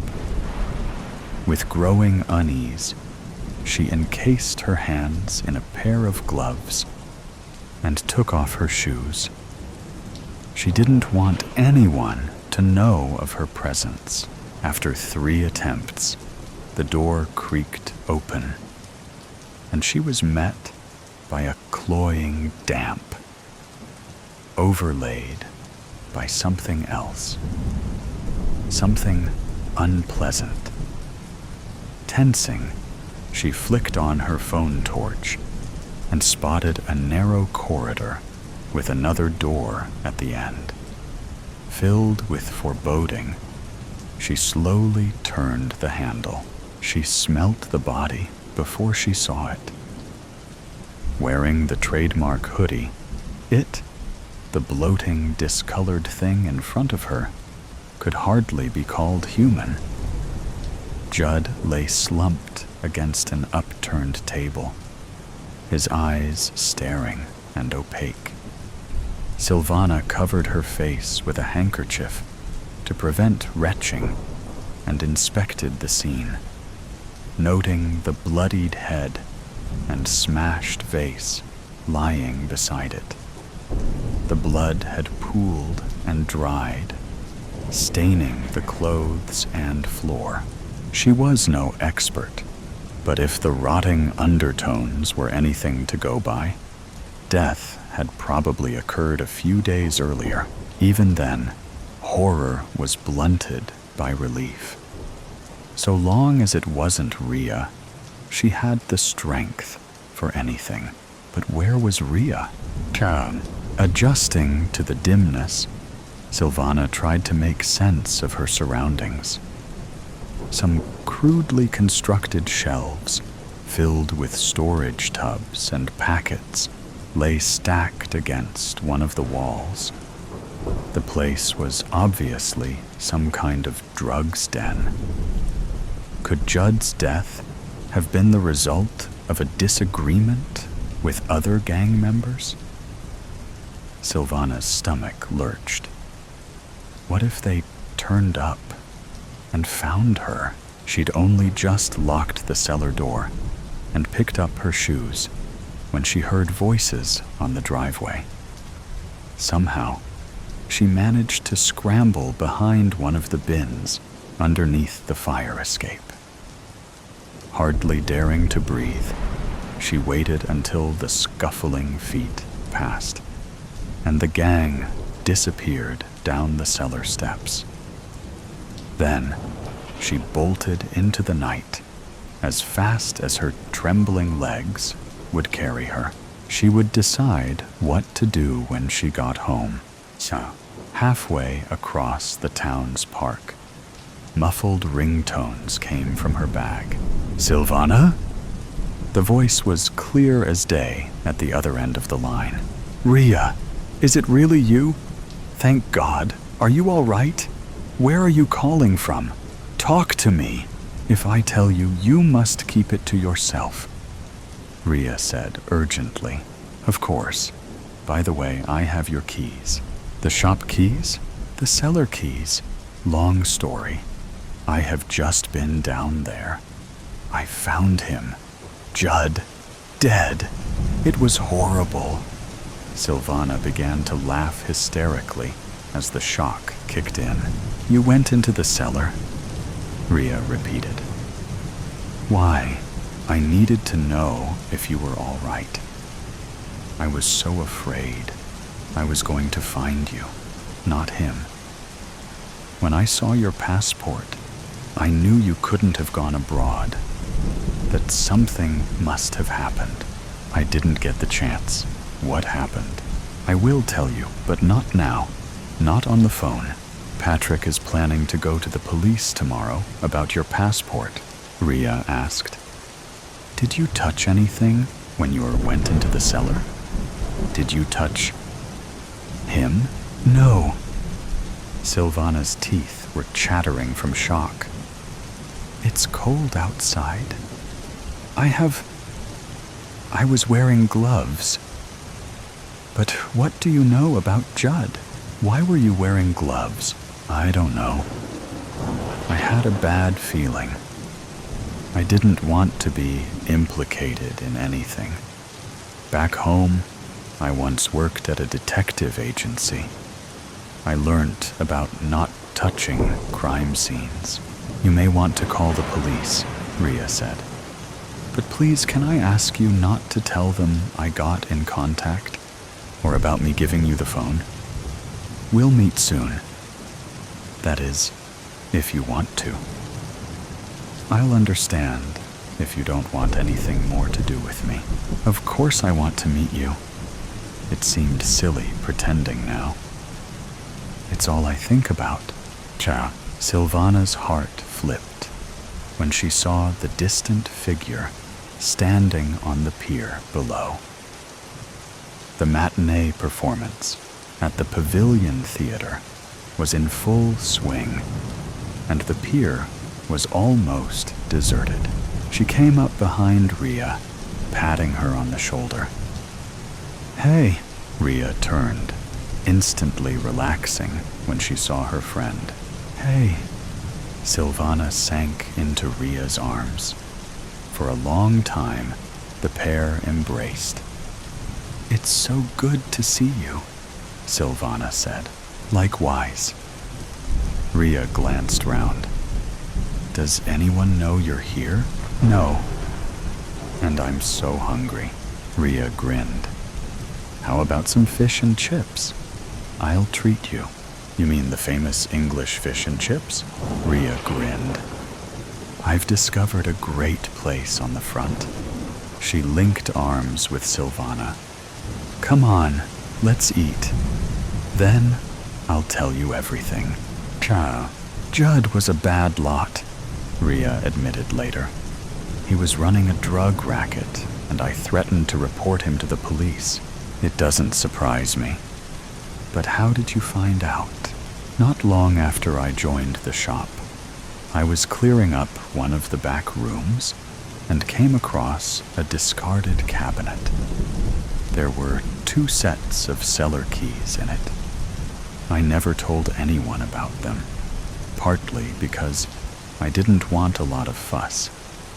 I wanted to keep it to myself. Unfortunately, Judd caught me coming up the stairs one evening and demanded to store his things there. I didn't like the way he spoke to me. When I refused, he threatened to torture his dog in front of me. He implied if I didn't comply, I'd be next.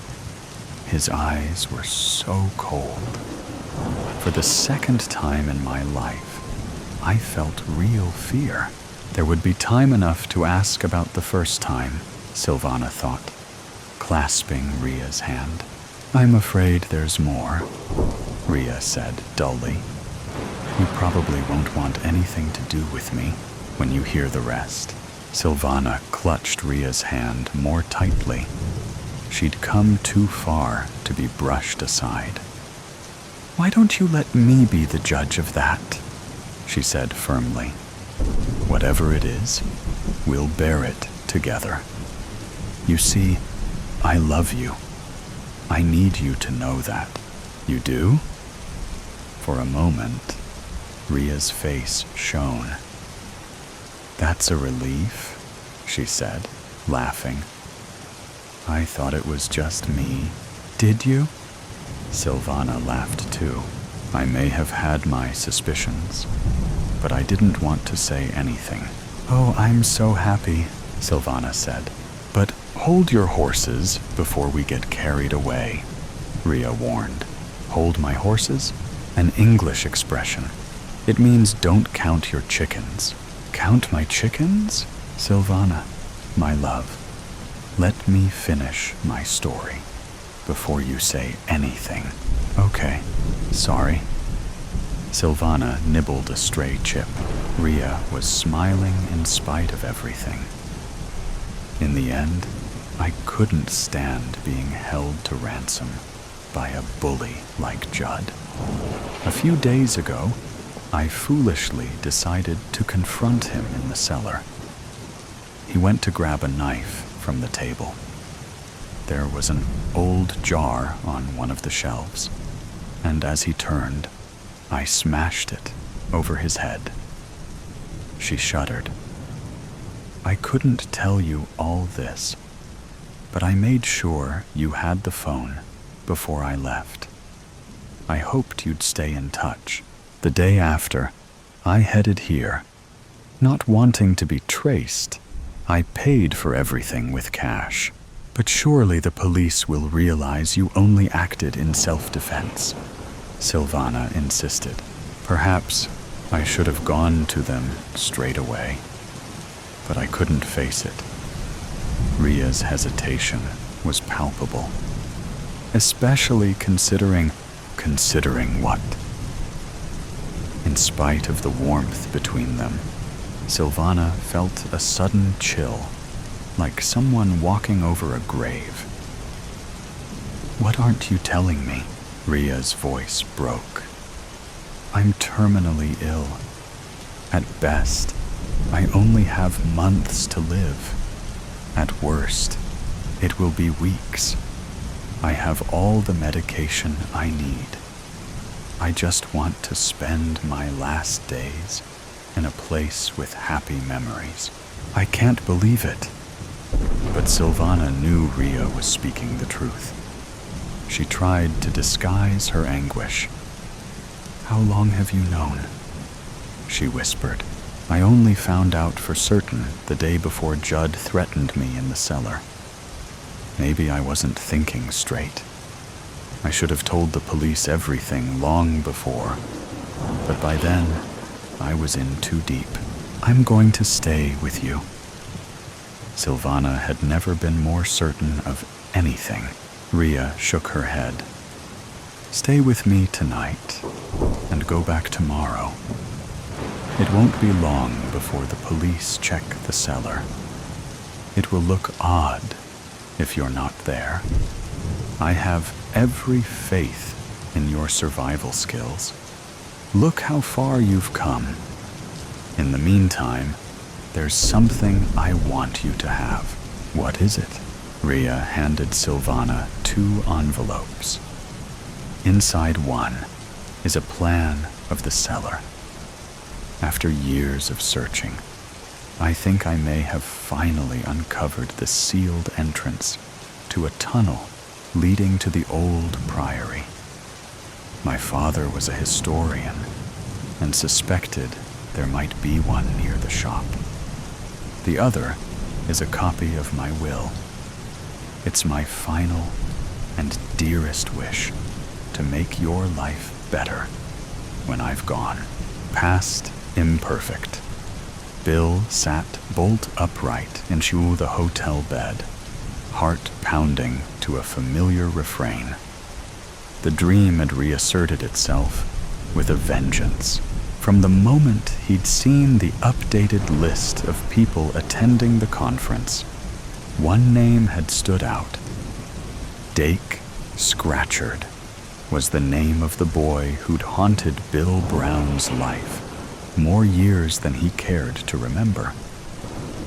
Dreams fueled by past memories disturbed his nights when equal amounts of dread and fear surged through his veins, rendering him helpless. As always, the nightmare was a variation on a theme. In it, Bill was a teenage boy running from the gang. He often came close to evading capture, but at the last minute tripped over his shoelaces or some other encumbrance. Then, he found himself falling flat on his face outside the old school toilets, the inner doors of which rose up like whited sepulchres. Up close, he could see every cell of his tormentor's face. "Ginger needs to be taught a lesson," came out of that hate-filled mouth. A bully, aided by his contemptible band of followers, with their menacing chants of "Ginger, Ginger, Ginger." Even now, their words filled the corridors of his mind like a background hiss. "No." The sound seemed to come from somewhere outside, as if it belonged to someone else. Not him. "You're just begging for it, Billy Ginger. If the teachers won't correct you, we must do it for them." Billy knew no teacher would come. They were never there when you needed them. In any case, the gang always had some lackey watching out. Soon they'd have him crawling on his hands and knees, scooting about like an insect while they kicked him on the hard stone floor. Their mocking jeers running through him. He was nothing more than a piece of meat to be hauled about. For them, the high point was shoving his face into the toilet bowl. The stench was the least of it. Clinging for support, he tried to keep everything tight shut while they flushed.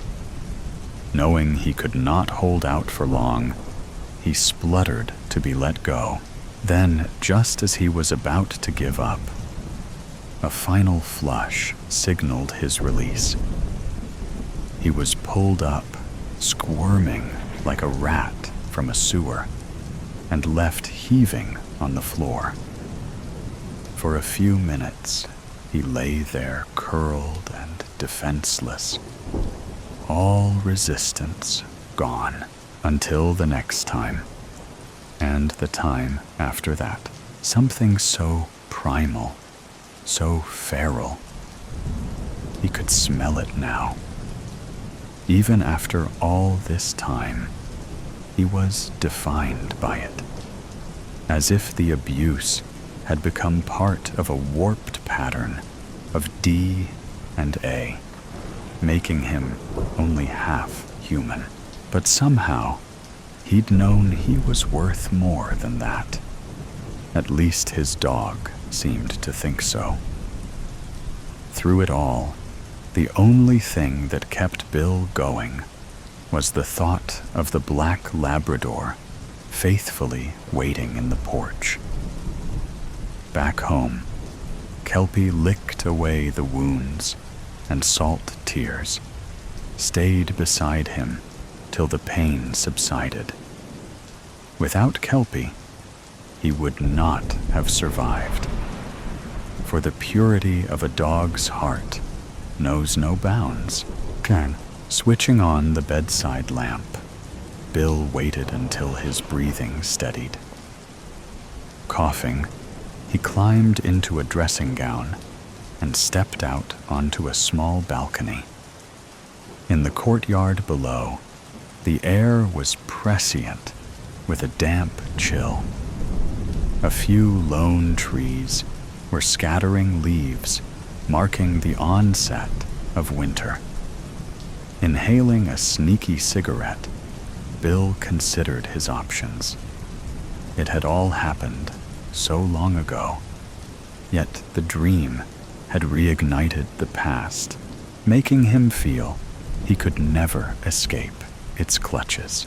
If Bill recited the facts of his life enough times, he almost convinced himself of their worth. On paper, he'd worked hard, got married and divorced, and had a son he barely saw. He'd mostly married his wife to please his father because she came from a better background, and look where that had got him. It wasn't his ex's fault if along the way he'd supplemented whatever was missing with a few women he was physically attracted to, but not much else. In the end, it had been like ships passing in the night, all except for Bella. With her, he'd come close to casting a loveless marriage aside, but in the end, something had stopped him. The risk of getting it wrong had been too great, but all that was in the past. Although Bella had recently returned to the company where they both worked, albeit in a less demanding role, he rarely saw her these days. And according to rumors, she was now with someone. In the shower, Bill imagined washing the past down the plug hole. Soon he planned to do just that. The only fly in the ointment, of course, was Bella. He wasn't sure whether she'd be attending the conference. Really, bumping into her was the least of his worries. But if he did, so be it. He hadn't actually seen her name on the list of attendees, so it seemed unlikely. Overall, it would be easier if she didn't attend, because that afternoon, Bill was making his first big speech in his new role as Regional Operations Manager. As if there wasn't enough going on without having to deal with affairs of the heart. The speech, eagerly anticipated, was expected to be the highlight of the day. In the hotel room, examining the set of knives his father had given him as an 18th birthday present, Bill was confronted by powerful emotions. Before him were a dazzling array of sharp pieces, all with wooden handles for an extra firm grip. It was almost pleasurable selecting the one with the pointed end. He carefully placed it in a sheath and adding it to a concealed section of his briefcase. In the mirror, he observed hair that was thinning a little at the sides. Other than that, it was still thick and brown with just a hint of chestnut. Impressive in a well-cut suit, he was tall enough to be considered distinguished. To some, his features might be regarded as handsome. His eyes, however, were preternaturally bright. Sighing deeply, he exited the room. Clutching his laptop and briefcase, he made his way along the plushly carpeted corridor entered the lift and headed the 3 floors down to the conference room area, psyching himself up for whatever lay ahead. He focused on his achievements. Only by drawing on every retail milestone was he able to make sense of the wasteland that was his emotional life.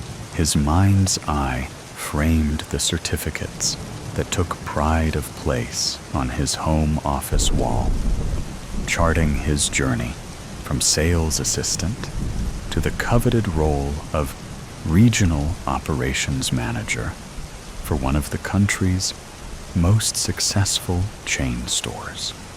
Stores that sold fashionable clothes and accessories for prices most people could afford. Bill's journey into a better life had only really begun when his parents had moved from a London suburb to a city in the Midlands. Then, aged 15, he'd welcomed the move with open arms, for it had given him a chance to start afresh in a place where no one knew him, especially at school. He had loved walking unrecognized through the city's streets and visiting its ancient cathedral. One Saturday morning, plucking up courage, he'd walked into one of the city's department stores and landed himself a Saturday job in the menswear department.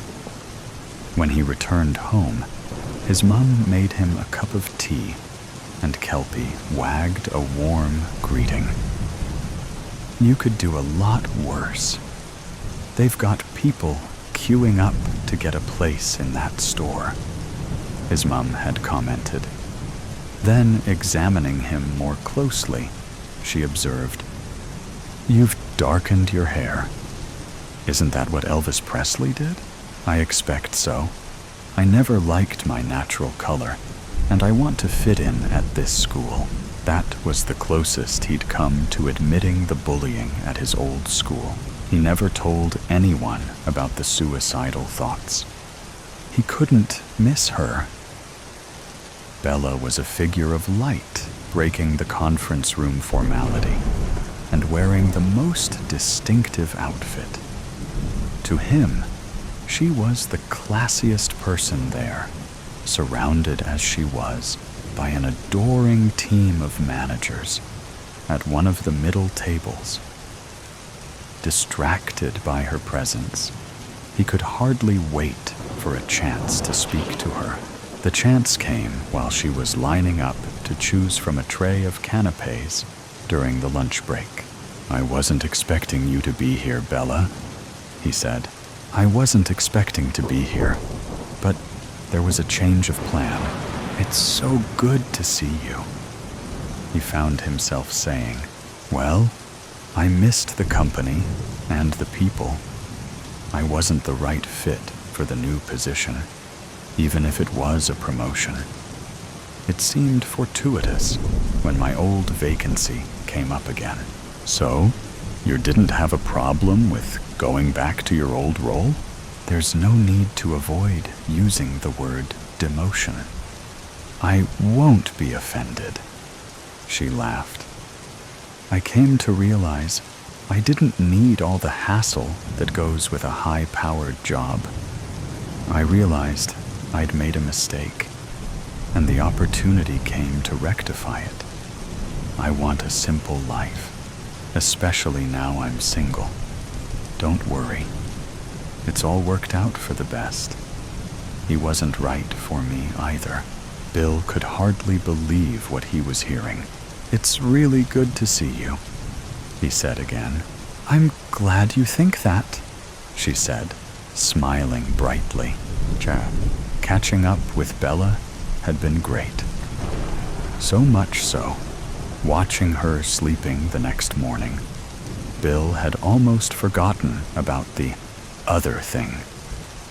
He decided he'd know what to do when the time came. If it came, Bill was pouring coffee when Bella opened her eyes. They were warm like kelpies had once been. "That smells good," she said. "I remembered you like it strong." The world outside remained foggy and damp, but for the moment, none of that mattered. Fully dressed, Bill joined Bella on the bed. "What's the matter? You look like you've got the world on your shoulders," she said kindly. "Nothing. Just the conference. A lot to think about." But that was only partly true. If only he could tell her what was really on his mind. Part of him wondered whether meeting Bella again was purely coincidental, or a sign he should let the past go, once and for all. He might have said more, but then the phone rang. "Good luck with the speech." "Not that you're going to need it," Bella said, getting up and kissing him. On the way to the conference room, Bill overheard a conversation between two hotel staff members. "Are the cameras still out?" "Only on the 3rd floor. Also, the ones by the bathroom. They're down, too." "Okay, not good. How long before they are fixed?" "A few hours at most. Maintenance will get it sorted. It won't affect the general running of things." Bill felt almost disappointed to hear the news about the cameras. After his night with Bella, he'd been on the verge of scrapping his original plan. Now fate seemed to be pulling him back. Yet he still hadn't come across his nemesis. About 40 minutes into the second day of conference, a man best described as nondescript entered the hall. Head down, he weaved his way to the numbered seat. Bill clocked him, and his heart sank. Something of the man's stance reminded him of Dake Scratchard grown older. But was it him? He couldn't be sure. 2 hours into the conference, during the talk on sustainability, the man scurried towards one of the exits, and all doubt vanished. Shriveled he might be, but it was definitely Scratchard. Galvanized into action, Bill left his seat and headed for the nearest exit. Gripping his case so tightly his fingers hurt, he followed the figure until he disappeared into the bathroom. Unless he had to, Bill generally avoided public bathrooms. But this was going to be the exception. Adrenaline flooding through him, he quietly opened the door and stepped inside. Other than a pulsing through his ears and the sound of a dripping tap, all was quiet. Then he heard a retching coming from one of the cubicles. A minute later, the door opened and Scratchard stepped out. Engrossed in his own suffering, he ran to the nearest sink and stood there, heaving. Watching unobserved, Bill was torn between revulsion and an intense hatred. Mostly he was seized by a hatred for all he'd been put through, overcome by a rage for the way this pathetic being had ruined so much of his life. It was too late to change his mind now. The die was cast. Gripping the knife, he advanced, his anger rising to a peak. Suddenly, the bathroom door sprang open, and to his astonishment, Bella entered. She came and stood behind him, putting her arms round his waist. Then, opening his fist, she carefully removed the knife from his hand and put it behind her back. "It's not the answer," she whispered. hurriedly placing it in her bag. It all seemed to happen in slow motion. The atmosphere in the room shifted. Startled out of his sickness, Bill's childhood enemy locked eyes with his victim in the mirror. Both men were shaking, one from the effects of illness, the other from the horror of what might have been. "What the hell?" Scratchard broke out. Then there was a flash of recognition as the years fell back. "Surely not.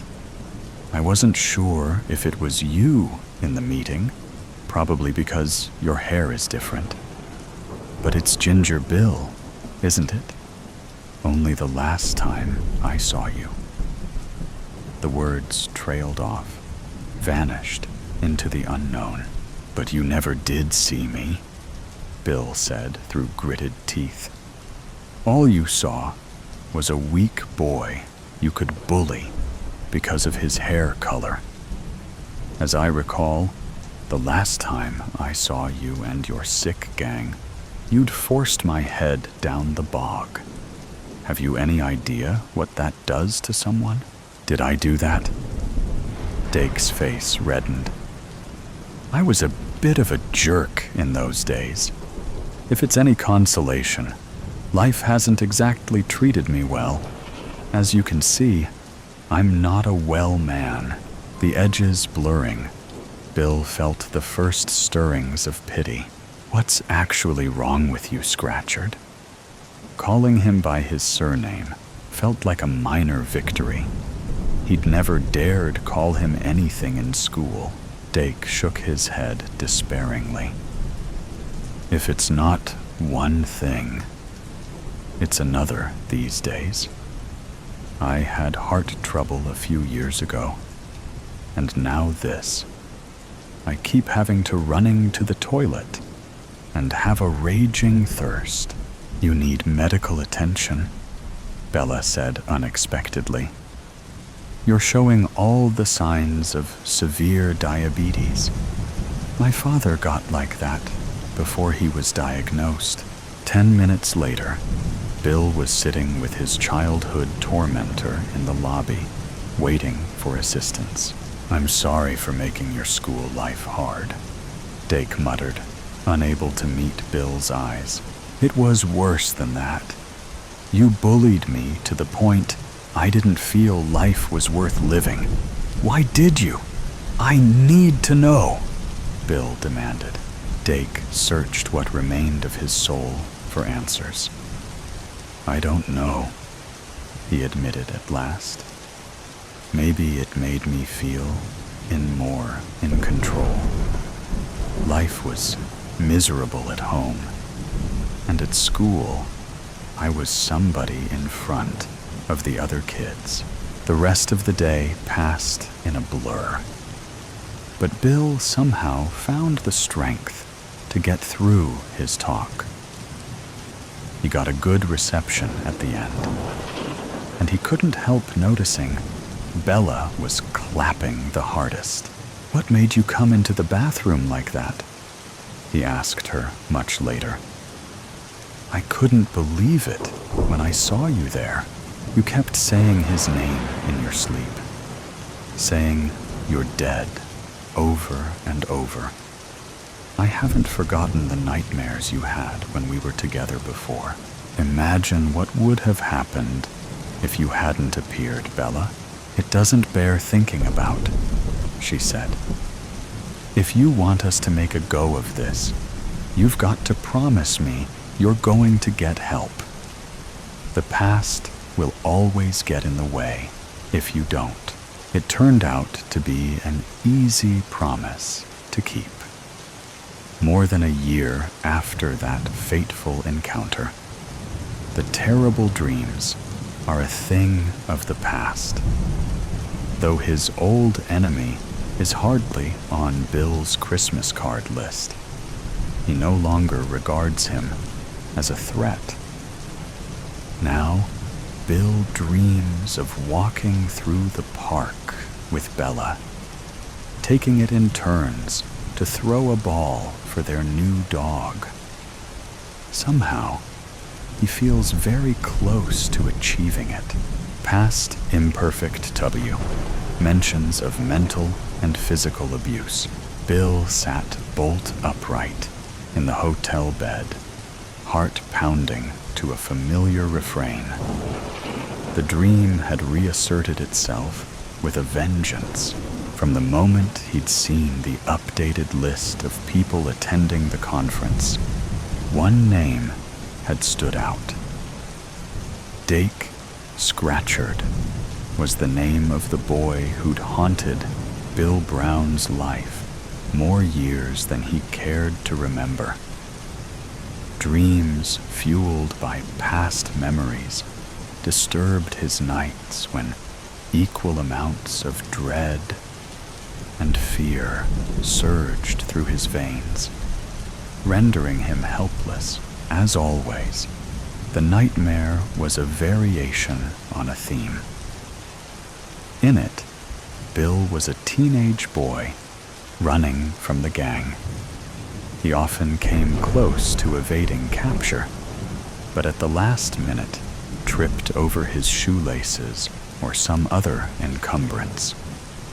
Then he found himself falling flat on his face outside the old school toilets, the inner doors of which rose up like whited sepulchres.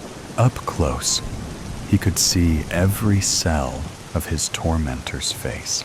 "Ginger needs to be taught a lesson," came out of that hate-filled mouth.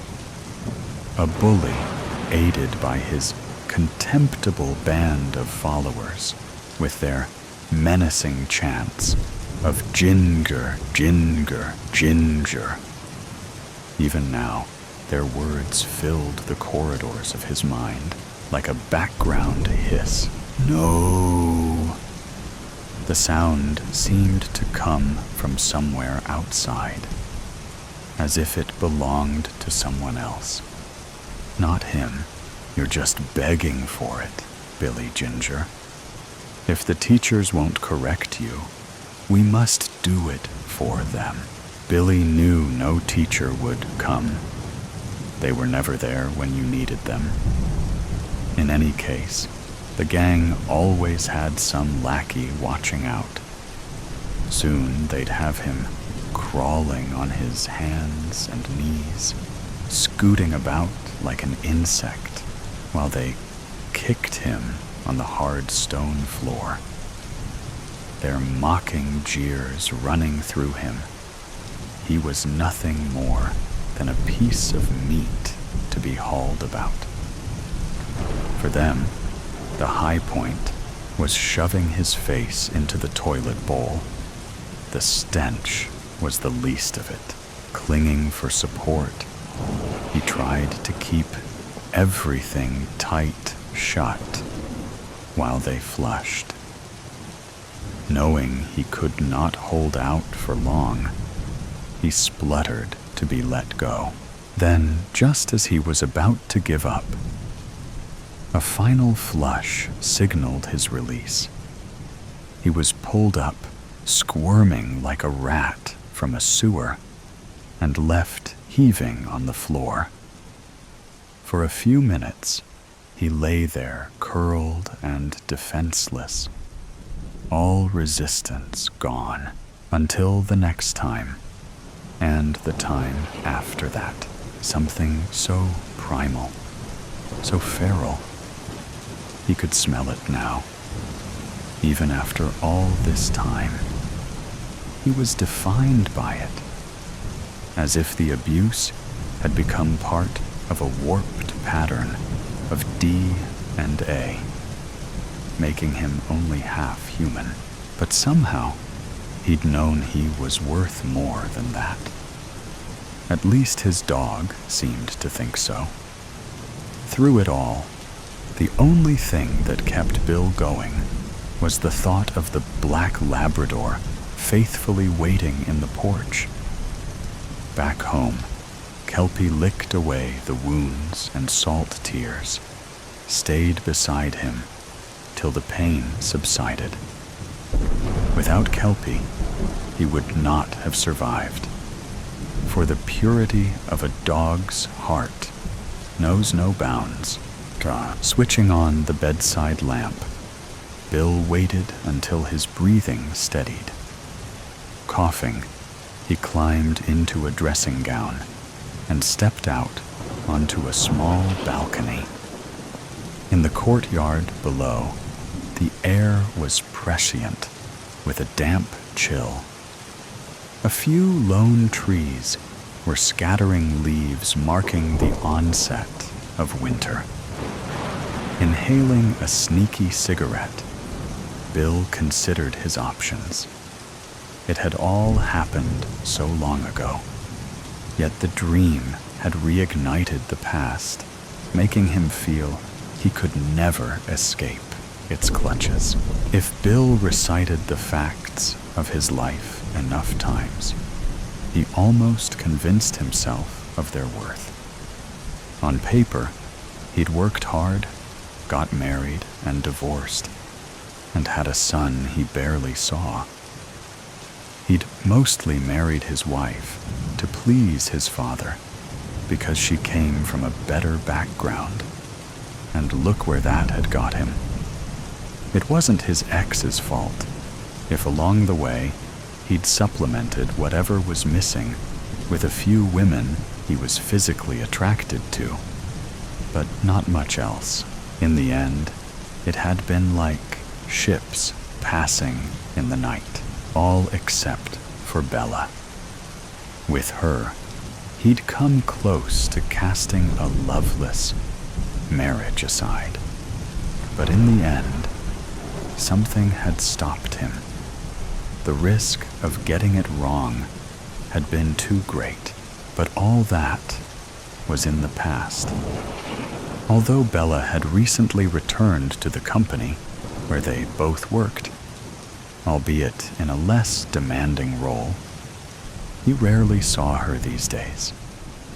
And according to rumors, she was now with someone in the shower. Bill imagined washing the past down the plug hole. Soon he planned to do just that. The only fly in the ointment, of course, was Bella. He wasn't sure whether she'd be attending the conference. Really, bumping into her was the least of his worries. But if he did, so be it. He hadn't actually seen her name on the list of attendees, so it seemed unlikely. Overall, it would be easier if she didn't attend, because that afternoon, Bill was making his first big speech in his new role as Regional Operations Manager. As if there wasn't enough going on without having to deal with affairs of the heart. The speech, eagerly anticipated, was expected to be the highlight of the day. In the hotel room, examining the set of knives his father had given him as an 18th birthday present, Bill was confronted by powerful emotions. Before him were a dazzling array of sharp pieces, all with wooden handles for an extra firm grip. It was almost pleasurable selecting the one with the pointed end. He carefully placed it in a sheath and adding it to a concealed section of his briefcase. In the mirror, he observed hair that was thinning a little at the sides. Other than that, it was still thick and brown, with just a hint of chestnut. Impressive in a well-cut suit, he was tall enough to be considered distinguished. To some, his features might be regarded as handsome. His eyes, however, were preternaturally bright. Sighing deeply, he exited the room. Clutching his laptop and briefcase, he made his way along the plushly carpeted corridor, entered the lift, and headed the 3 floors down to the conference room area. Psyching himself up for whatever lay ahead, he focused on his achievements. Only by drawing on every retail milestone was he able to make sense of the wasteland that was his emotional life. His mind's eye framed the certificates that took pride of place on his home office wall, charting his journey from sales assistant to the coveted role of regional operations manager for one of the country's most successful chain stores. Stores that sold fashionable clothes and accessories for prices most people could afford. Bill's journey into a better life had only really begun when his parents had moved from a London suburb to a city in the Midlands.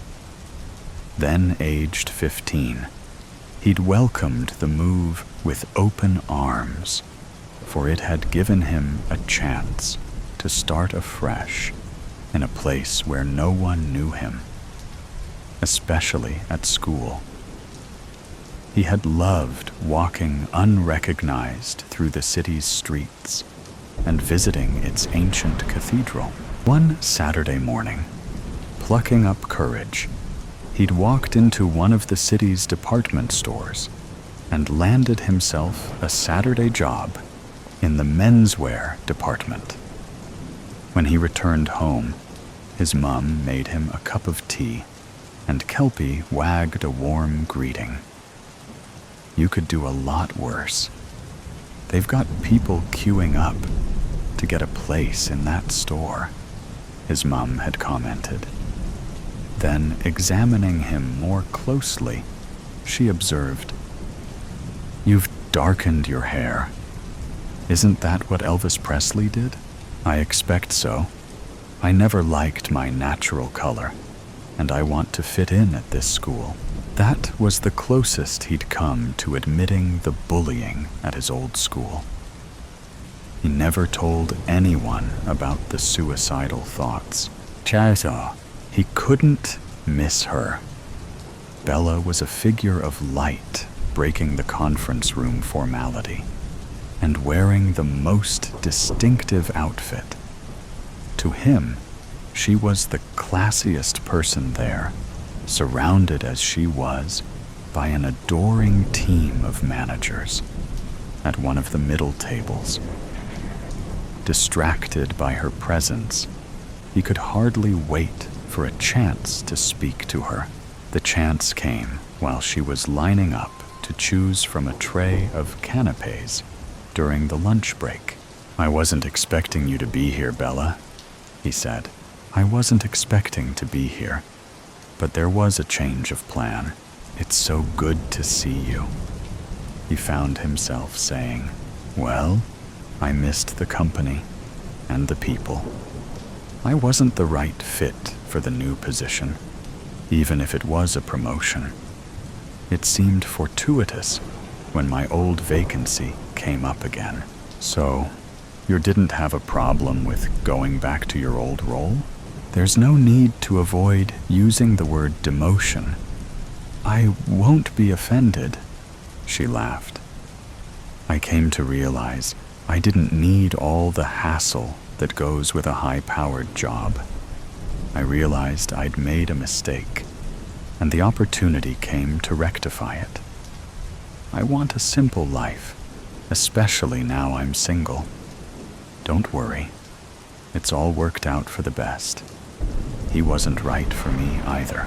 Bill could hardly believe what he was hearing. "It's really good to see you," he said again. "I'm glad you think that," she said, smiling brightly. Catching up with Bella had been great.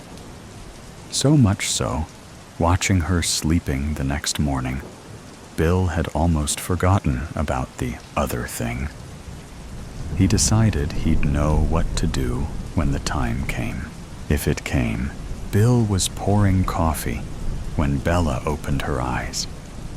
They were warm, like kelpies had once been. "That smells good," she said. "I remembered you like it strong." The world outside remained foggy and damp. But for the moment, none of that mattered. Fully dressed, Bill joined Bella on the bed. "What's the matter? You look like you've got the world on your shoulders," she said kindly. "Nothing. Just the conference. A lot to think about." But that was only partly true. If only he could tell her what was really on his mind. Part of him wondered whether meeting Bella again was purely coincidental or a sign he should let the past go once and for all. He might have said more, but then the phone rang. "Good luck with the speech. Not that you're going to need it," Bella said, getting up and kissing him. Dad. On the way to the conference room, Bill overheard a conversation between two hotel staff members. "Are the cameras still out?" "Only on the 3rd floor. Also, the ones by the bathroom. They're down, too." "Okay. Not good. How long before they are fixed?"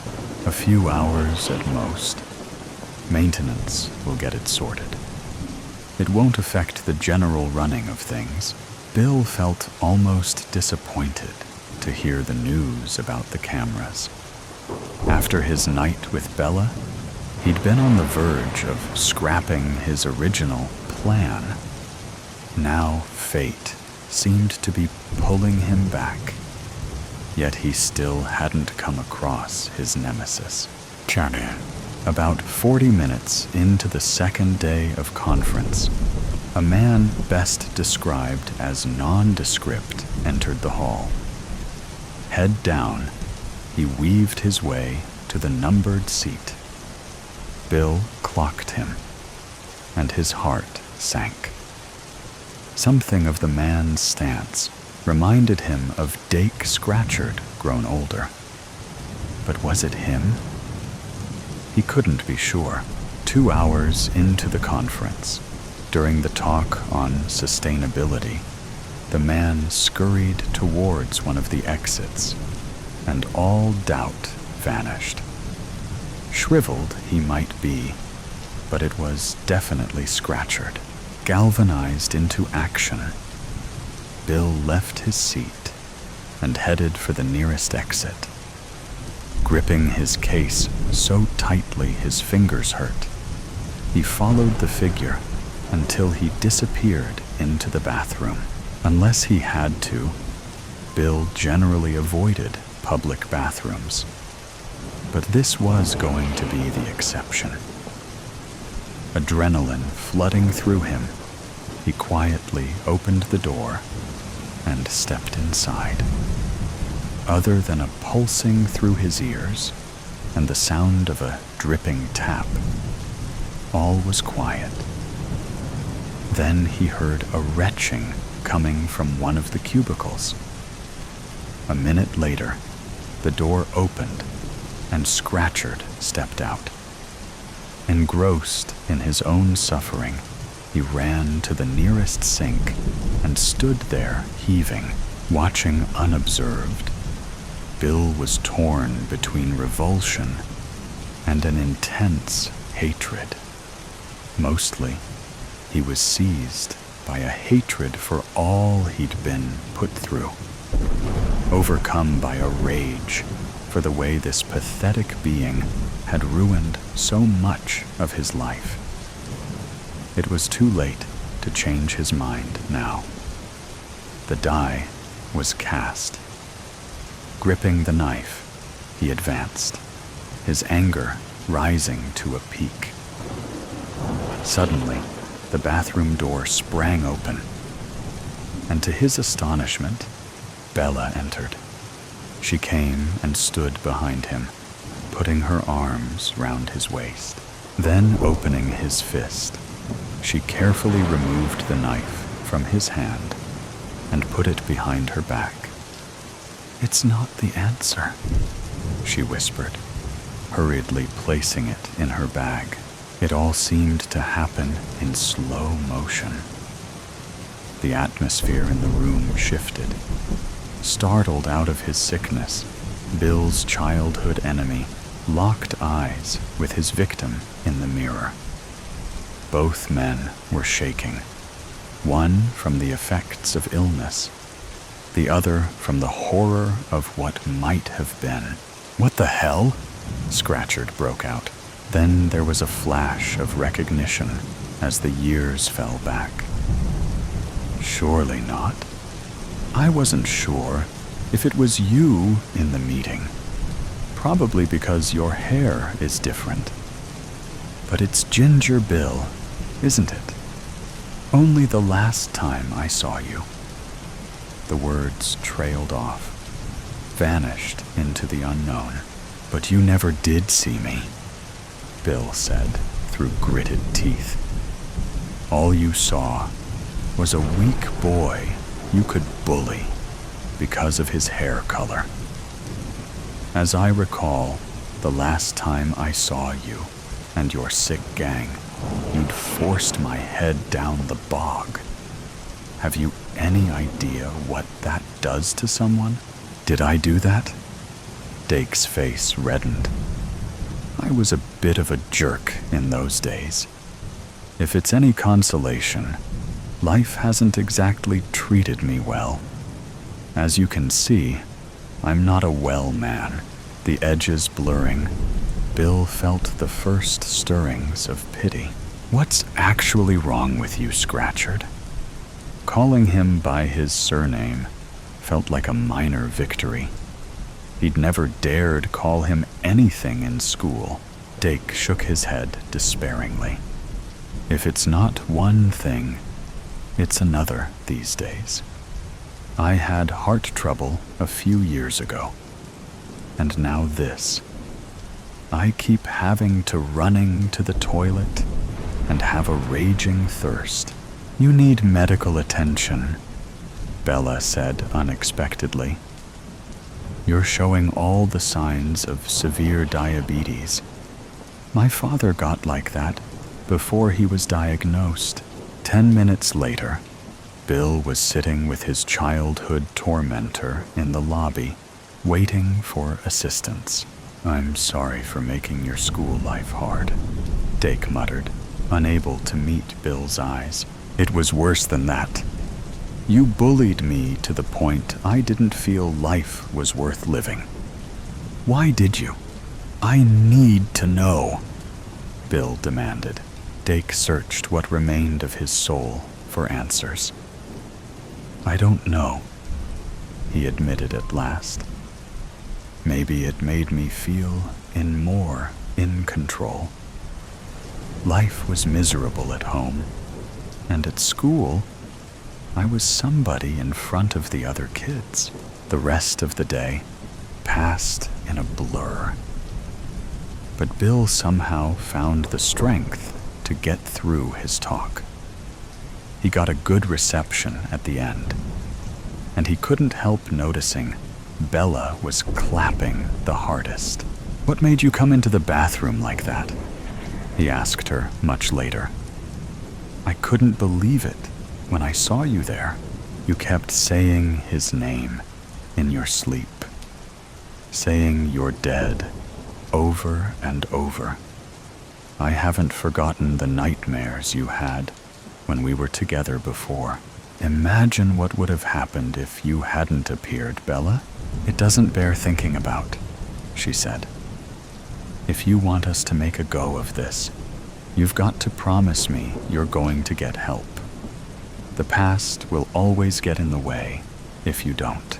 It turned out to be an easy promise to keep.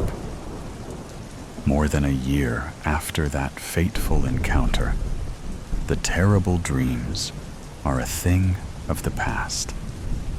Though his old enemy is hardly on Bill's Christmas card list, he no longer regards him as a threat.